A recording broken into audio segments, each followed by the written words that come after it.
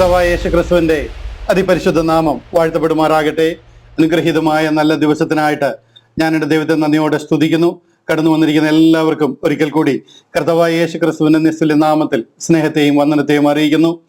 വീണ്ടും ഒരു മാസത്തെ ഇടവേളയ്ക്ക് ശേഷം റോമ ലേഖന പഠനത്തിനായിട്ട് നാം കർത്താവിന്റെ സന്നിധിയിൽ ചേർന്ന് വന്നിരിക്കുകയാണ്. എല്ലാവരും ഉത്സാഹത്തോടു കൂടെ ആയിരിക്കുന്നത് കണ്ട് ഞാൻ ദൈവത്തെ സ്തുതിക്കുന്നു, മഹത്വപ്പെടുത്തുന്നു. ഈ സമ്മർ ഹോളിഡേയ്സ് നമ്മൾ കഴിഞ്ഞ ഒരു മാസം ബ്രേക്ക് ആയിരുന്നു.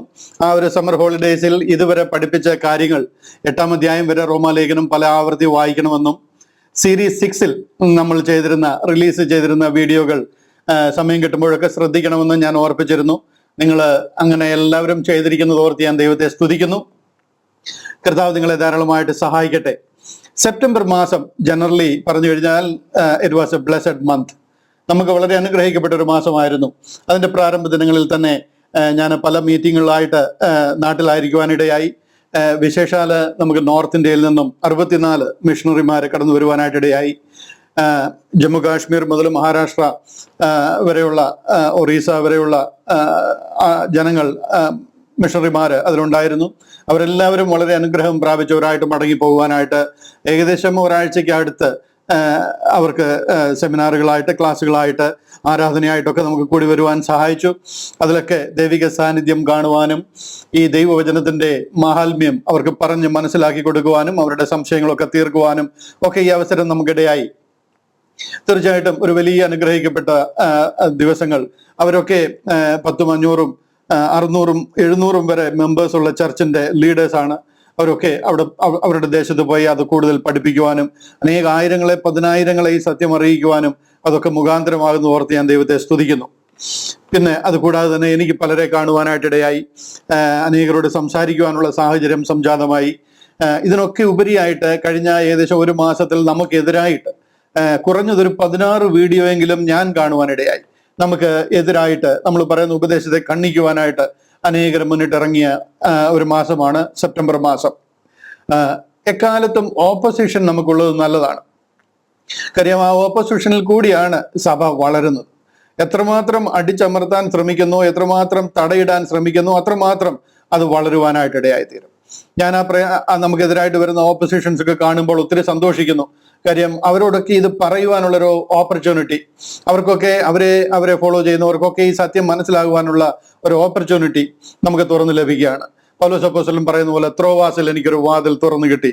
എന്നാൽ അനേക വൈരികൾ ഉണ്ട് എന്ന് പറയുന്നത് പോലെ ഒത്തിരി വൈരികൾ ഇതിനുണ്ട്. ഈ ലോകത്തിന്റെ ദൈവം ഈ സുവിശേഷം പ്രസിദ്ധമാക്കുവാൻ നമ്മളെ അനുവദിക്കത്തില്ല. തീർച്ചയായിട്ടും അതിന് വൈരികൾ ഉണ്ടാകും. എന്നാൽ അതിനെ സധൈര്യം തിരുവചനത്തിന്റെ വെളിച്ചത്തിൽ നേരിടുവാൻ ദൈവം നമ്മുടെ മേൽ കൃപ പകരും. എനിക്ക് ഒരിക്കലും ഇല്ലാത്ത ഒരു ആത്മീക ധൈര്യവും പ്രത്യാശയുമാണ് കഴിഞ്ഞ ഒരു മാസം മുഴുവനും. ഇപ്പോഴെല്ലാം അതിൻ്റെ ഒരു ഭാഗമായിട്ട് അത്ര ആത്മധൈര്യമാണ് ദൈവം എൻ്റെ മേൽ പകരുന്നതും. ഏതൊരു വിഷയത്തെക്കുറിച്ച് ചിന്തിച്ചു കഴിയുമ്പോഴും അതിന് മറുപടി കൊടുക്കുവാൻ വേണ്ട നല്ല കഴിവുകളും ദൈവം ഞങ്ങളുടെ ഓരോരുത്തരുടെ മേൽ പകരുന്നത്. എല്ലാത്തിനായിട്ട് ഞാൻ ദൈവത്തെ സ്തുതിക്കുന്നു.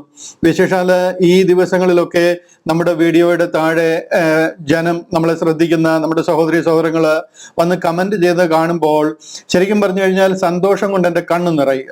കാര്യം ഇത്രയും പേരെ ഈ ഒരു സത്യത്തിൽ ഉറപ്പിക്കുവാൻ, അല്ലെന്നുണ്ടെങ്കിൽ ഈ ഒരു വിഷയം അവരുടെ ഹൃദയങ്ങളിലേക്ക് പകരുവാൻ ദൈവം നമ്മളെ സഹായിച്ചു.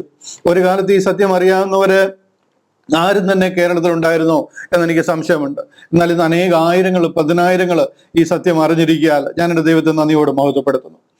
തുറന്നു വരുന്ന എല്ലാ മുഖാന്തരങ്ങൾക്കായിട്ട് ഞാൻ ദൈവത്തെ സ്തുതിക്കുന്നു. പല ചോദ്യങ്ങൾ, ഓപ്പൺ എൻഡഡ് ആയിട്ട് ചോദ്യങ്ങളുണ്ട്. ഞാൻ അതിന് മറുപടി കൊടുക്കേണ്ടതായിട്ടുണ്ട്. പല കാര്യങ്ങൾക്കും മറുപടി പ്രിപ്പയർ ചെയ്തുകൊണ്ടിരിക്കുന്നു. കാര്യം നമുക്കെതിരായിട്ട് നിൽക്കുന്നവരൊക്കെ ഡെയിലി ഓരോ വീഡിയോ, 2 വീഡിയോ വീതം ചെയ്യുന്നുണ്ട്. പല വീഡിയോകൾ പൈപ്പ് ലൈനിൽ തയ്യാറായിക്കൊണ്ടിരിക്കുന്നു നമുക്കെതിരായിട്ട് റിലീസാവാനായിട്ട്. എല്ലാത്തിനും മറുപടി കൊടുക്കണമല്ലോ. പക്ഷെന്നുണ്ടെങ്കിൽ നമ്മൾ മറുപടി പറയുമ്പോൾ ഒരു ക്യാപ്സ്യൂൾ മറുപടി പറയാൻ പറ്റത്തില്ല. അവരൊക്കെ പറയുന്നത് 100-200 വർഷമായിട്ട് ഓൾറെഡി എസ്റ്റാബ്ലിഷ്ഡ് ആയിട്ട് ജനത്തിനും ഇന്ന് ജീവനോടിരിക്കുന്നവർക്കൊക്കെ, ക്രിസ്ത്യാനികൾക്കൊക്കെ അറിയാവുന്ന ഒരു മാർഗമാണ്. അതിലവർക്ക് ഞങ്ങൾ ഇന്നതാ പറയുന്നതെന്ന് പറയാൻ പ്രത്യേകിച്ച് എഫേർട്ടിൻ്റെ ഒന്നും ആവശ്യമില്ല. എന്നാൽ നമ്മളതിനെ പറഞ്ഞ് അവർക്ക് മനസ്സിലാക്കണമെന്നുണ്ടെങ്കിൽ ഒരു ക്യാപ്സ്യൂൾ ടാബ്ലറ്റ് മാതിരി എനിക്ക് അതിന് ആൻസർ പറഞ്ഞാൽ അവർക്കൊന്നും പിടികിട്ടത്തില്ല. എന്താണ് ഈ ബ്രദർ ഇങ്ങനെ പറയുന്നതെന്ന് ചോദിക്കും. അപ്പൊ അതുകൊണ്ട് എന്തുകൊണ്ടാണ് ഈ കാര്യങ്ങളൊക്കെ നമുക്ക് ആപ്ലിക്കബിൾ അല്ലാത്തത്? എന്താണ് ആക്ച്വലി നമ്മുടെ രക്ഷാ പദ്ധതി? കാൽവറിയിലൂടെ തുറന്ന രക്ഷാമാർഗം നമുക്കത് എങ്ങനെ നമ്മിലേക്ക് വന്നിരിക്കുന്നു, അതെങ്ങനെ ആപ്ലിക്കബിൾ ആയിരിക്കുന്നു എന്നുള്ള വിഷയങ്ങളുടെയൊക്കെ ഒരു ഫൗണ്ടേഷൻ ഉറപ്പിക്കേണ്ട ഒരു ചുമതല കൂടെ എൻ്റെ മേലുള്ളതിനാൽ അല്പം വിശാലമായിട്ടാണ് ഞാൻ ഈ പ്രാരംഭത്തിലുള്ള ചില മറുപടികൾ പറയുന്നത്. എന്നാൽ അടുത്ത ദിവസങ്ങളിലൊക്കെ ക്യാപ്സ്യൂൾ ടൈപ്പ് മറുപടിയും കൊടുക്കുന്നുണ്ട്. എല്ലാത്തിനായിട്ട് ഞാൻ ദൈവത്തെ സ്തുതിക്കുന്നു. മറുപടി കൊടുക്കുവാൻ ലഭിക്കുന്ന എല്ലാ അവസരങ്ങൾക്കായിട്ട് ഞാൻ ദൈവത്തെ സ്തുതിക്കുന്നു. ചേർന്ന് പ്രാർത്ഥിച്ചാട്ട് നിങ്ങളൊക്കെ അതിന് ചെയ്യുന്ന ഉത്സാഹത്തിനായിട്ട് നിങ്ങളുടെ ഓരോരുത്തരുടെയും കമന്റ് തീർച്ചയായിട്ടും എനിക്ക് വലിയ എൻകറേജ്മെന്റ് ആണ്. ദൈവവചനം നിങ്ങൾ അതിനെ സാക്ഷീകരിക്കുന്നുവെന്ന് പറയാൻ നിങ്ങൾക്ക് കിട്ടുന്ന ഓപ്പർച്യൂണിറ്റിയാണ്.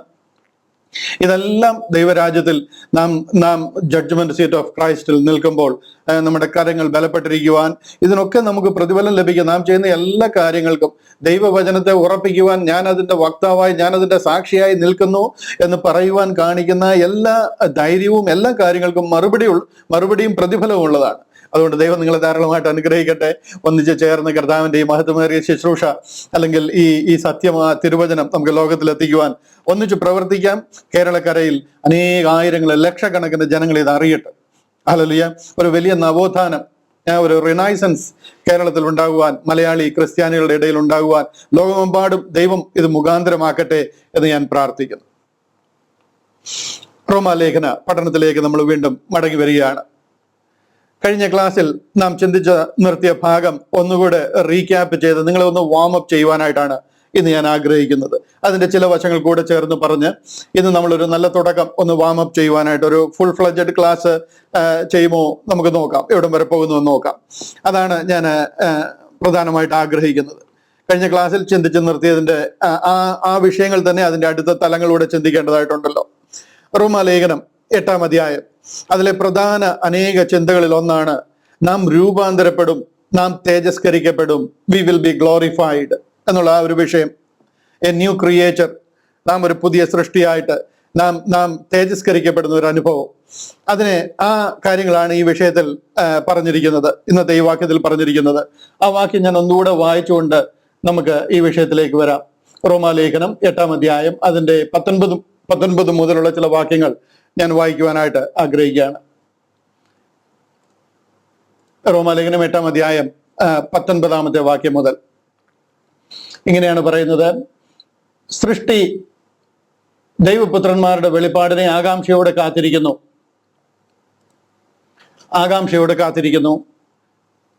സൃഷ്ടി ദ്രവത്വത്തിന്റെ ദാസ്യത്തിന് വിടുതലും ദൈവമക്കളുടെ തേജസ്സാകുന്ന സ്വാതന്ത്ര്യവും പ്രാപിക്കും എന്നുള്ള ആശയോട് മായയ്ക്ക് കീഴ്പ്പെട്ടിരിക്കുന്നു. മനഃപൂർവമായിട്ടല്ല, അതിനെ കീഴ്പ്പെടുത്തിയവന്റെ കൽപ്പന നിമിത്തമത്രേ. സർവ സൃഷ്ടിയും ഇന്നുവരെ ഒരുപോലെ ഞരങ്ങി ഈറ്റുന്നുവോടിരിക്കുന്നു എന്ന് നാം അറിയുന്നുവല്ലോ. ആത്മാവെന്ന ആദ്യ ദാനം ലഭിച്ചിരിക്കുന്ന നാമും നമ്മുടെ ശരീരത്തിന്റെ വീണ്ടെടുപ്പായ പുത്രത്വത്തിന് കാത്തുകൊണ്ട് ഉള്ളിൽ ഞരങ്ങുന്നു. പ്രത്യാശയാലല്ലോ നാം രക്ഷിക്കപ്പെട്ടിരിക്കുന്നത്. കാണുന്ന പ്രത്യാശയല്ല. ഒരുത്തൻ കാണുന്നതിനായി ഇനി പ്രത്യാശിക്കുന്നത് എന്തിന്? നാം കാണാത്തതിനായി പ്രത്യാശിക്കുന്നു, എങ്കിലോ അതിനായി ക്ഷമയോടെ കാത്തിരിക്കുന്നു. ഈ വാക്യങ്ങളാണ് ഇന്ന് നാം ചേർന്ന് ചിന്തിക്കുവാനായിട്ട് ആഗ്രഹിക്കുന്നത്. സൃഷ്ടി ദൈവപുത്രന്മാരുടെ വെളിപ്പാടിനെ ആകാംക്ഷയോടെ കാത്തിരിക്കുന്നു. ഇവിടെ കഴിഞ്ഞ ലാസ്റ്റ് നമ്മൾ ചിന്തിച്ചു നിർത്തിയ ക്ലാസ്സിൽ ഇതിന്റെ ചില ഭാഗങ്ങളൊക്കെ നമ്മൾ ചിന്തിച്ചിരുന്നു. എന്നാൽ അല്പം കൂടെ ഈ വിഷയത്തിൽ ഒന്നുകൂടെ നിങ്ങളെ ഉറപ്പിക്കുവാനായിട്ടാണ് ഞാൻ ആഗ്രഹിക്കുന്നത്. ഇവിടെ പറയുന്നത് 21-ാമത്തെ വാക്യം, ഇവിടുത്തെ 22-ാമത്തെ വാക്യം നോക്കിയാൽ അതിലിങ്ങനെയാണ് പറയുന്നത്. സോറി, ഞാൻ ഒന്നുകൂടെ പ്രൊജക്ട് ചെയ്തോട്ടെ. 22-ാമത്തെ വാക്യം അതിലിങ്ങനെയാണ് പറയുന്നത്. സർവ്വ സൃഷ്ടിയും ഇന്നുവരെ, അതായത് ഇന്ന് കാണുന്ന സകല സൃഷ്ടിയും ഇന്നുവരെ ഞരങ്ങി ഈറ്റുനോവോടിരിക്കുന്നുവെന്നും നാം അറിയുന്നുവല്ലോ. ഇന്ന് നമ്മൾ കാണുന്ന ഈ സകല സൃഷ്ടിയും, ആകാശമാകട്ടെ, ഭൂമിയാകട്ടെ, സൂര്യ ചന്ദ്ര നക്ഷത്രാദികളാകട്ടെ, സകല ചരാചരങ്ങളും സകല സൃഷ്ടിപ്പും ദൈവം എന്തിനെയൊക്കെ സൃഷ്ടിച്ചിട്ടുണ്ടോ ഒന്നുമില്ലായ്മയിൽ നിന്നും സകലം ഉളവാക്കിയായിരുന്നു. ദൈവം ഉളവാക്കിയതാണ് ഇന്ന് നമ്മുടെ കണ്ണിൽ കാണുന്നതെല്ലാം. ഈ സകല സൃഷ്ടിയും ഇന്ന് വരെ ഒരുപോലെ ഞരങ്ങിക്കൊണ്ട് പേറ്റ് നോവോട്, ഈ ഈറ്റ് നോവ് എന്ന് പറയുന്നത് ആക്ച്വലി പേറ്റ് നോവാണ്, ആ പേറ്റ് നോവോട് ഇരിക്കുന്നു എന്ന് നാം അറിയുന്നുവല്ലോ. അതുപോലുള്ള ഒരു പ്രയാസത്തിൽ ഈ സൃഷ്ടികളെല്ലാം ആയിരിക്കുന്നു എന്ന് പറയുകയാണ്. അതിന്റെ 19-ാമത്തെ വാക്യത്തിൽ ഇങ്ങനെ പറയുന്നത്, സൃഷ്ടി ദൈവപുത്രന്മാരുടെ വെളിപ്പാടിനെ ആകാംക്ഷയോട് കാത്തിരിക്കുന്നു. ഇതൊരു ഭയങ്കര പേറ്റ് നോവ്, ഈറ്റ് നോവോട് സകല സൃഷ്ടികളുമായിരിക്കുക. എന്നുവരെയാ അത് അങ്ങനെ ഇരിക്കുന്നത്? എന്താണ് അതിന്റെ പ്രത്യാശ? അതിന്റെ പ്രത്യാശ ദൈവപുത്രന്മാരുടെ വെളിപ്പാടാ. ഈ ദൈവം സൃഷ്ടിച്ചിരിക്കുന്ന ദൈവപുത്രന്മാരുണ്ട്, അത് മറ്റാരുമല്ല, നമ്മൾ തന്നെയാണ്. നമുക്കൊരു വെളിപ്പാടുണ്ട്, അതിനെ ആകാംക്ഷയോട് ഈ സൃഷ്ടികളെല്ലാം കാത്തിരിക്കുക. അതായത് നമുക്കൊരു സുദിനം വരാൻ പോവുകയാണ്, നമ്മുടെ രക്ഷ, നമ്മുടെ ആ ഒരു വെളിപ്പാട്, ആ ഒരു നമുക്കുണ്ടാകുന്ന ആ ഒരു ഭയങ്കര തേജസ്കരണം, അങ്ങനെ ഒരു ദിവസം വരുന്ന നാൾ കാത്ത് നമ്മൾ മാത്രമല്ല ആയിരിക്കുന്നത്, നമുക്ക് ചുറ്റും കാണുന്ന ഈ സകല സൃഷ്ടികളും അങ്ങനെ ആയിരിക്കുക. എല്ലാ സൃഷ്ടികളും ആ ഒരു ഭാഗ്യകരമായ പ്രത്യാശയ്ക്കായിട്ട്, അതായത് അതിന് ലഭിക്കേണ്ടുന്ന ആ ഒരു ഗ്ലോറി, അതെല്ലാം അതിൻ്റെ പൂർവ്വ മഹത്വത്തിൽ നിന്നും വീണു പോയിരിക്കുക. അതായത് ദൈവം അതിനെയെല്ലാം സൃഷ്ടിച്ചപ്പോൾ ഏറ്റവും മനോഹരമായിട്ടും ഏറ്റവും അനുഗ്രഹമായിട്ടും ഏറ്റവും ഭംഗി, എന്താ പറയുന്നത്, അതിനെനിക്ക് പറയാൻ വാക്കുകളില്ല, അതുപോലെയാണ് ദൈവം അതിനെയെല്ലാം സൃഷ്ടിച്ചിരുന്നത്. ഒരു ഫാന്റസി വേൾഡ് എന്ന രീതിയിലാണ് ദൈവം അതിനെയെല്ലാം സൃഷ്ടിച്ചിരുന്നത്. അതിനെ എല്ലാത്തിനെയും ഒരു ദിവസം ആ സൃഷ്ടിപ്പിൽ നിന്നും അതിൻ്റെ മഹത്വം അതിനെ വിട്ടുപോയിരിക്കുക. അതൊരു പേറ്റ് നോവിന്റെ, ഒരു ഈറ്റ് നോവിന്റെ അവസ്ഥയിലേക്ക്, എന്താ പറയുന്നത്, ഒരു ജീർണിച്ചു പോകുന്ന അവസ്ഥയിലേക്ക് അത് മാറ്റപ്പെട്ടിരിക്കുക.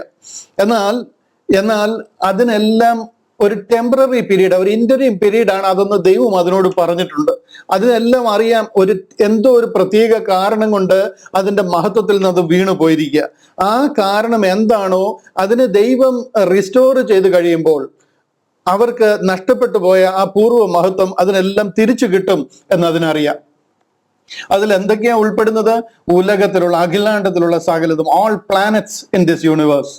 അതായത് അതിൽ സോളാർ സിസ്റ്റംസ് ഉണ്ടാവും, ഗാലക്സീസ് ഉണ്ടാവും, milky waves, orbiting planets, asteroids, എല്ലാ ടൈപ്പിലുള്ള സംഗതികളും, നമ്മുടെ കണ്ണിൽ നിന്ന് കാണുന്ന സകല ചരാചരങ്ങളും ആ ഒരു പ്രയാസത്തോടു കൂടി, ആ ഒരു എന്താ പറയുന്നത്, ദൈവപുത്രന്മാരുടെ വെളിപ്പാടിനെ ആകാംക്ഷയോട് കാത്തിരിക്കുന്നു. 22-ാമത്തെ വാക്യം നമ്മൾ വായിച്ചത്, ഇന്ന് വരെ ഒരുപോലെ ഞരങ്ങിക്കൊണ്ട് അതായിരിക്കുന്നു. അതെല്ലാം അങ്ങനത്തെ ഒരു അവസ്ഥയിൽ ഇന്നായിരിക്കുകയാണ്. അതിൻ്റെ എല്ലാം പ്രത്യാശ അതിനെ ആ തിരിച്ച് ഒറിജിനൽ ഗ്ലോറിയിലേക്ക് മടക്കിക്കൊണ്ടുവരുന്ന ഒരു രംഗമാണ്, ഒരു ദിനമാണ് അത്. അന്നേ ഉണ്ടാകത്തുള്ളൂ നാം രക്ഷിക്കപ്പെടുന്ന ആ ദിനം. അതിനുവേണ്ടി അതും ചേർന്ന് കാത്തുകൊണ്ടിരിക്കുകയാണ്. പക്ഷെ നമുക്ക് ഈ വിവരം ഒന്നും ഇതിനെക്കുറിച്ച് കൂടുതൽ അറിയത്തില്ല. ഇന്ന് നമുക്ക് ചുറ്റും എന്തൊക്കെ ഉണ്ടെന്ന് തന്നെ നമുക്ക് അറിയത്തില്ല. ദൈവത്തിന്റെ സൃഷ്ടിപ്പിന്റെ ഒരു പെർസെൻറ്റേജ് പോലും നമ്മൾ കണ്ടിട്ടില്ല. ആൾ വാട്ട് വി നോ, നമുക്കറിയാവുന്ന കാര്യം എന്ന് പറയുന്നത് ഈ ഭൂമിയിൽ എന്തുകൊണ്ടെന്നുള്ളതാണ്. പിന്നെ ഇവിടെ നാം ജീവിക്കുന്ന കുറെ ആൾക്കാരും ഇവിടുത്തെ പ്രശ്നങ്ങളും ഇവിടുത്തെ പൊളിറ്റിക്സും ഇതൊക്കെയാണ് നമുക്കറിയാവുന്നത്. വളരെ ചുരുക്കം ചില കാര്യങ്ങളാണ് ദൈവത്തിന്റെ സൃഷ്ടിയിൽ എന്താണെന്ന് നമുക്കറിയാവുന്നത്. ഈ അഖിലാണ്ടത്തിന്റെ ഒരു പെർസെൻറ്റേജ് നമ്മൾ കണ്ടിട്ടുണ്ടോ എന്ന് ഞാൻ ആക്ച്വലി സംശയിക്കുന്നുണ്ട്. ഇതെല്ലാം പക്ഷെന്നുണ്ടെങ്കിൽ ദൈവം നമുക്ക് വേണ്ടി സൃഷ്ടിച്ചതാണ്. ഇതൊന്നും വെറുതെ പാഴ് കടന്നു പോകുവാൻ വേണ്ടിയിട്ടോ ആരും അറിയാതെ സൃഷ്ടിച്ചു, ആരും അറിയാതെ ഇതെല്ലാം ഇല്ലാതെ പോയി, അങ്ങനെ ഉണ്ടാകുവാനായിട്ട് സൃഷ്ടിച്ചതല്ല. ഇതെല്ലാം നമുക്ക് വേണ്ടിയിട്ട് സൃഷ്ടിച്ചതാണ്. അതെല്ലാം പക്ഷെന്നുണ്ടെങ്കിൽ ശപിക്കപ്പെട്ട് അതിന്റെ പൂർവ്വകാല മഹത്വത്തിൽ നിന്നും വീണു പോയിരിക്കുക.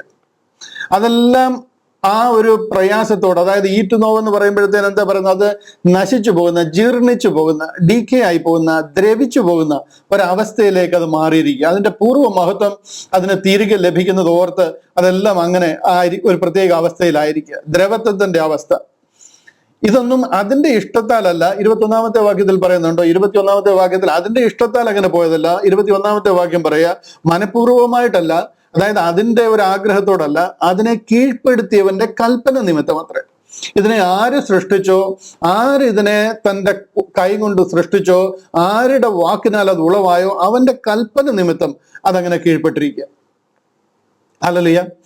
നിങ്ങൾക്ക് ഞാനിങ്ങനെ പറയുമ്പോൾ ഇതെന്താണ് ഈ ബ്രദർ പറയുന്നത് എന്നുള്ളതിനെ കുറിച്ച് ഒരു ഐഡിയ ചിലപ്പോൾ കിട്ടിയെന്ന് വരത്തില്ല. ഞാൻ ഒരു പിക്ചർ ഒന്ന് കാണിക്കാം. ഒരു പിക്ചർ കാണുമ്പോൾ നിങ്ങൾക്ക് കുറെ കൂടെ കാര്യങ്ങൾ മനസ്സിലാവും. എന്നിട്ട് ഇത് കണ്ടില്ലേ, ഇത് നമുക്കറിയാവുന്ന ഒരു പ്ലാനറ്റിന്റെ ഒരു ചെറിയ പിക്ചർ. നിങ്ങൾക്ക് ഇത് കാണാൻ കഴിയുന്നുണ്ടെന്ന് ഞാൻ വിശ്വസിക്കുന്നു. ഇതിൽ നമുക്കറിയാവുന്ന പ്ലാനറ്റ് ആണ്. ഇതിന്റെ ഒരു ചെറിയൊരു ഗ്ലിംസാണ് ഞാൻ ഈ കാണിക്കുന്നത്. ഈ സംഗതിയിൽ നമുക്കറിയാവുന്നത് ഇത് ബുധൻ, ശുക്രൻ, മലയാളത്തിൽ പറഞ്ഞ ബുധൻ, ശുക്രൻ, ഭൂമി, ചൊവ്വ, വ്യാഴം, ശനി, യുറാനസ്, നെപ്റ്റ്യൂൺ, പ്ലൂട്ടോ ഇപ്പോഴില്ല, നമ്മുടെ ഈ ഒരു സോളാർ സിസ്റ്റത്തിൽ വരുന്നില്ല. ഇതാണ് ഭൂമി എന്ന് പറയുന്നത്. ഇതാണ് ഭൂമി എന്ന് പറയുന്നത്. ഈ ഭൂമിയാണ് നമുക്കറിയാവുന്ന. ആ ഭൂമി സൂര്യനോട് അടുത്ത് നിൽക്കുന്ന ഗ്രഹങ്ങളിൽ ഒന്നാണ്. ഇതാണ് നമുക്കറിയാവുന്ന ഈ ഭൂമിയും അതിന്റെ തന്നെ ഒരു കോണ് പോലും നമുക്കറിയത്തില്ല. നമ്മൾ താമസിക്കുന്ന സ്ഥലങ്ങളോ അല്ലെന്നുണ്ടെങ്കിൽ ഏതെങ്കിലും ഒന്ന് രണ്ട് സ്ഥലങ്ങളോ ഒക്കെ നമുക്ക് അറിയാമായിരിക്കും. ഇത് തന്നെ നമ്മൾ മുഴുവൻ കണ്ടിട്ടില്ല. ഇത് മാത്രമാണ് നമുക്കറിയാവുന്നത്. പക്ഷെ എന്നുണ്ടെങ്കിൽ ഒരു സോളാർ സിസ്റ്റം ആയത് ഇത്രയും ആയിരങ്ങൾ ചേരുന്നതിനെയാണ് ഒരു ഗാലക്സി എന്ന് പറയുന്നത്. ഇത്രയും ബില്യൺസ് ഓഫ് ഗാലക്സീസ് സൗരയൂഥത്തില് യൂണിവേഴ്സിലുണ്ട്. അപ്പം ഈ സംഗതികളെല്ലാം സൃഷ്ടിച്ചിരിക്കുന്നത് മനുഷ്യന് വേണ്ടിയിട്ടാണ്. മനുഷ്യന് വേണ്ടി സൃഷ്ടിച്ചെങ്കിലും കണ്ടില്ല. ഇതൊക്കെ അതിന്റെ ആ മിൽക്കി വേസും ഗാലക്സിയുടെ വേറൊരു പിക്ചറാണ് ഞാൻ ഈ കാണിക്കുന്നത്. നിങ്ങൾക്ക് നോക്കാം. ഇതൊക്കെ കാണുമ്പോൾ ദൈവം നമുക്ക് വേണ്ടി ഒരുക്കിയിരിക്കുന്ന ആ നന്മകളുടെ അളവ് എന്താണെന്ന് ഓർത്ത് കർത്താവിനെ മഹത്വപ്പെടുത്തുവാനായിട്ട് കഴിയും. നമ്മളെല്ലാവരും അടങ്ങിയിരിക്കുന്ന ഈ ചെറിയ ഭൂമിയിലാണ്, ഈ ഒരു ചെറിയ ഭൂമിയിലാണ്. ഇതിന്റെ എത്രയോ വലിയ അനുഭവത്തിലാണ് നാം ഇനി കാണാൻ പോകുന്നത്. ഇതെല്ലാം ദൈവം സൃഷ്ടിച്ചാക്കിയിരുന്നത് ഇതിന്റെ ഒരു പൂർവ്വകാല മഹത്വമുണ്ട്. ദൈവം ഓരോന്നിനെ സൃഷ്ടിക്കുന്നത് ഏറ്റവും ബ്യൂട്ടിഫുൾ ആയിട്ട്, ഏറ്റവും ഭംഗിയായിട്ട്, ഏറ്റവും അതിന് തന്നെ ശരിക്കും നമുക്കത് കണ്ടു കഴിഞ്ഞാൽ നമ്മുടെ മനസ്സിലോ നമ്മുടെ ചിന്താ മണ്ഡലങ്ങളിലോ കോംപ്രിഹെൻഡ് ചെയ്യാൻ പറ്റാത്ത രീതിയിൽ അതിമനോഹരമായിട്ടാണ് ദൈവം ഇതിനെല്ലാം സൃഷ്ടിച്ചിരിക്കുന്നത്. ഓരോന്നും സൃഷ്ടിച്ചു കഴിയുമ്പോൾ കർത്താവ് പറയുന്നുണ്ടല്ലോ, ഓരോ ദിവസത്തെയും സൃഷ്ടിപ്പ് കഴിയുമ്പോൾ പറയുന്നുണ്ട്, അവൻ സകലതും നല്ലതെന്ന് കണ്ടു, സന്ധ്യയായി ഉഷസ്സുമായി രണ്ടാം ദിവസം. ദൈവം നല്ലതെന്ന് കണ്ട് സൃഷ്ടിച്ച കാര്യങ്ങൾ അത് ഏറ്റവും അതിമനോഹരമാണ്, വർണ്ണശബളമാണ്, ഭയങ്കര പ്രകാശപൂരിതമാണ്, അതിമനോഹരമാണ്. ഞാൻ അത്രയും പറഞ്ഞു നിർത്തുക. എനിക്ക് അതിന്റെ മേലെ വാക്കുകൾ കിട്ടുന്നില്ല. അതുപോലത്തെ അനുഗ്രഹിക്കപ്പെട്ട ഒരു സൃഷ്ടിപ്പാണ് ദൈവം ഈ സകലത്തിനെ സൃഷ്ടിച്ചിരിക്കുന്നത്. എന്നാൽ ഇതിനെ എല്ലാത്തിനെയും കറണ്ട് ഓഫായി പോയതുപോലെ, പവർ കട്ടായി പോയതുപോലെ, ഇതിനെ എല്ലാത്തിനെയും അതിന്റെ ആ പൂർവ്വകാല മഹത്വത്തിൽ നിന്ന് ലൈറ്റ് ഓഫായി പോയതുപോലെ ഓഫായി പോയിരിക്കുക. ഇന്ന് നമ്മൾ ഈ കാണുന്ന ഭൂമിയെ അല്ല ആക്ച്വലി ഈ ഭൂമി എന്ന് പറയുന്നത്. ഈ കാണുന്ന ആകാശത്തിൽ കാണുന്ന നക്ഷത്രങ്ങളോ ഭൂമിയോ സൂര്യ നക്ഷത്രങ്ങൾ, ഇതൊക്കെ അതിൻ്റെയൊക്കെ ഒരു എന്താ പറയുന്നത്, എന്നോട് ചോദിച്ചാൽ ഞാൻ അതിന്റെ 1% ഗ്ലോറി പോലും നമ്മളിന്ന് കാണാൻ കഴിയുന്നില്ല. കഴിഞ്ഞ പ്രാവശ്യം ഞാൻ ഈ തൃശ്ശൂർ പൂരത്തിന്റെ ഒരു എക്സാമ്പിൾ പറഞ്ഞായിരുന്നു. അന്ന് വൈകിട്ട് ആ തൃശ്ശൂരിൽ ആ പൂരം കാണുന്നിടത്ത് പോയി നിന്ന് കഴിഞ്ഞാൽ ആ പൂരം നമ്മൾ ആകാശത്തോട്ട് നോക്കുമ്പോൾ കാണുന്നതും, പിറ്റേ ദിവസം ഉച്ചയാകുമ്പോഴത്തേനും അവിടെ ചെന്ന് നിന്ന് കഴിഞ്ഞാൽ അവിടെ ഒന്നും കാണാനില്ല.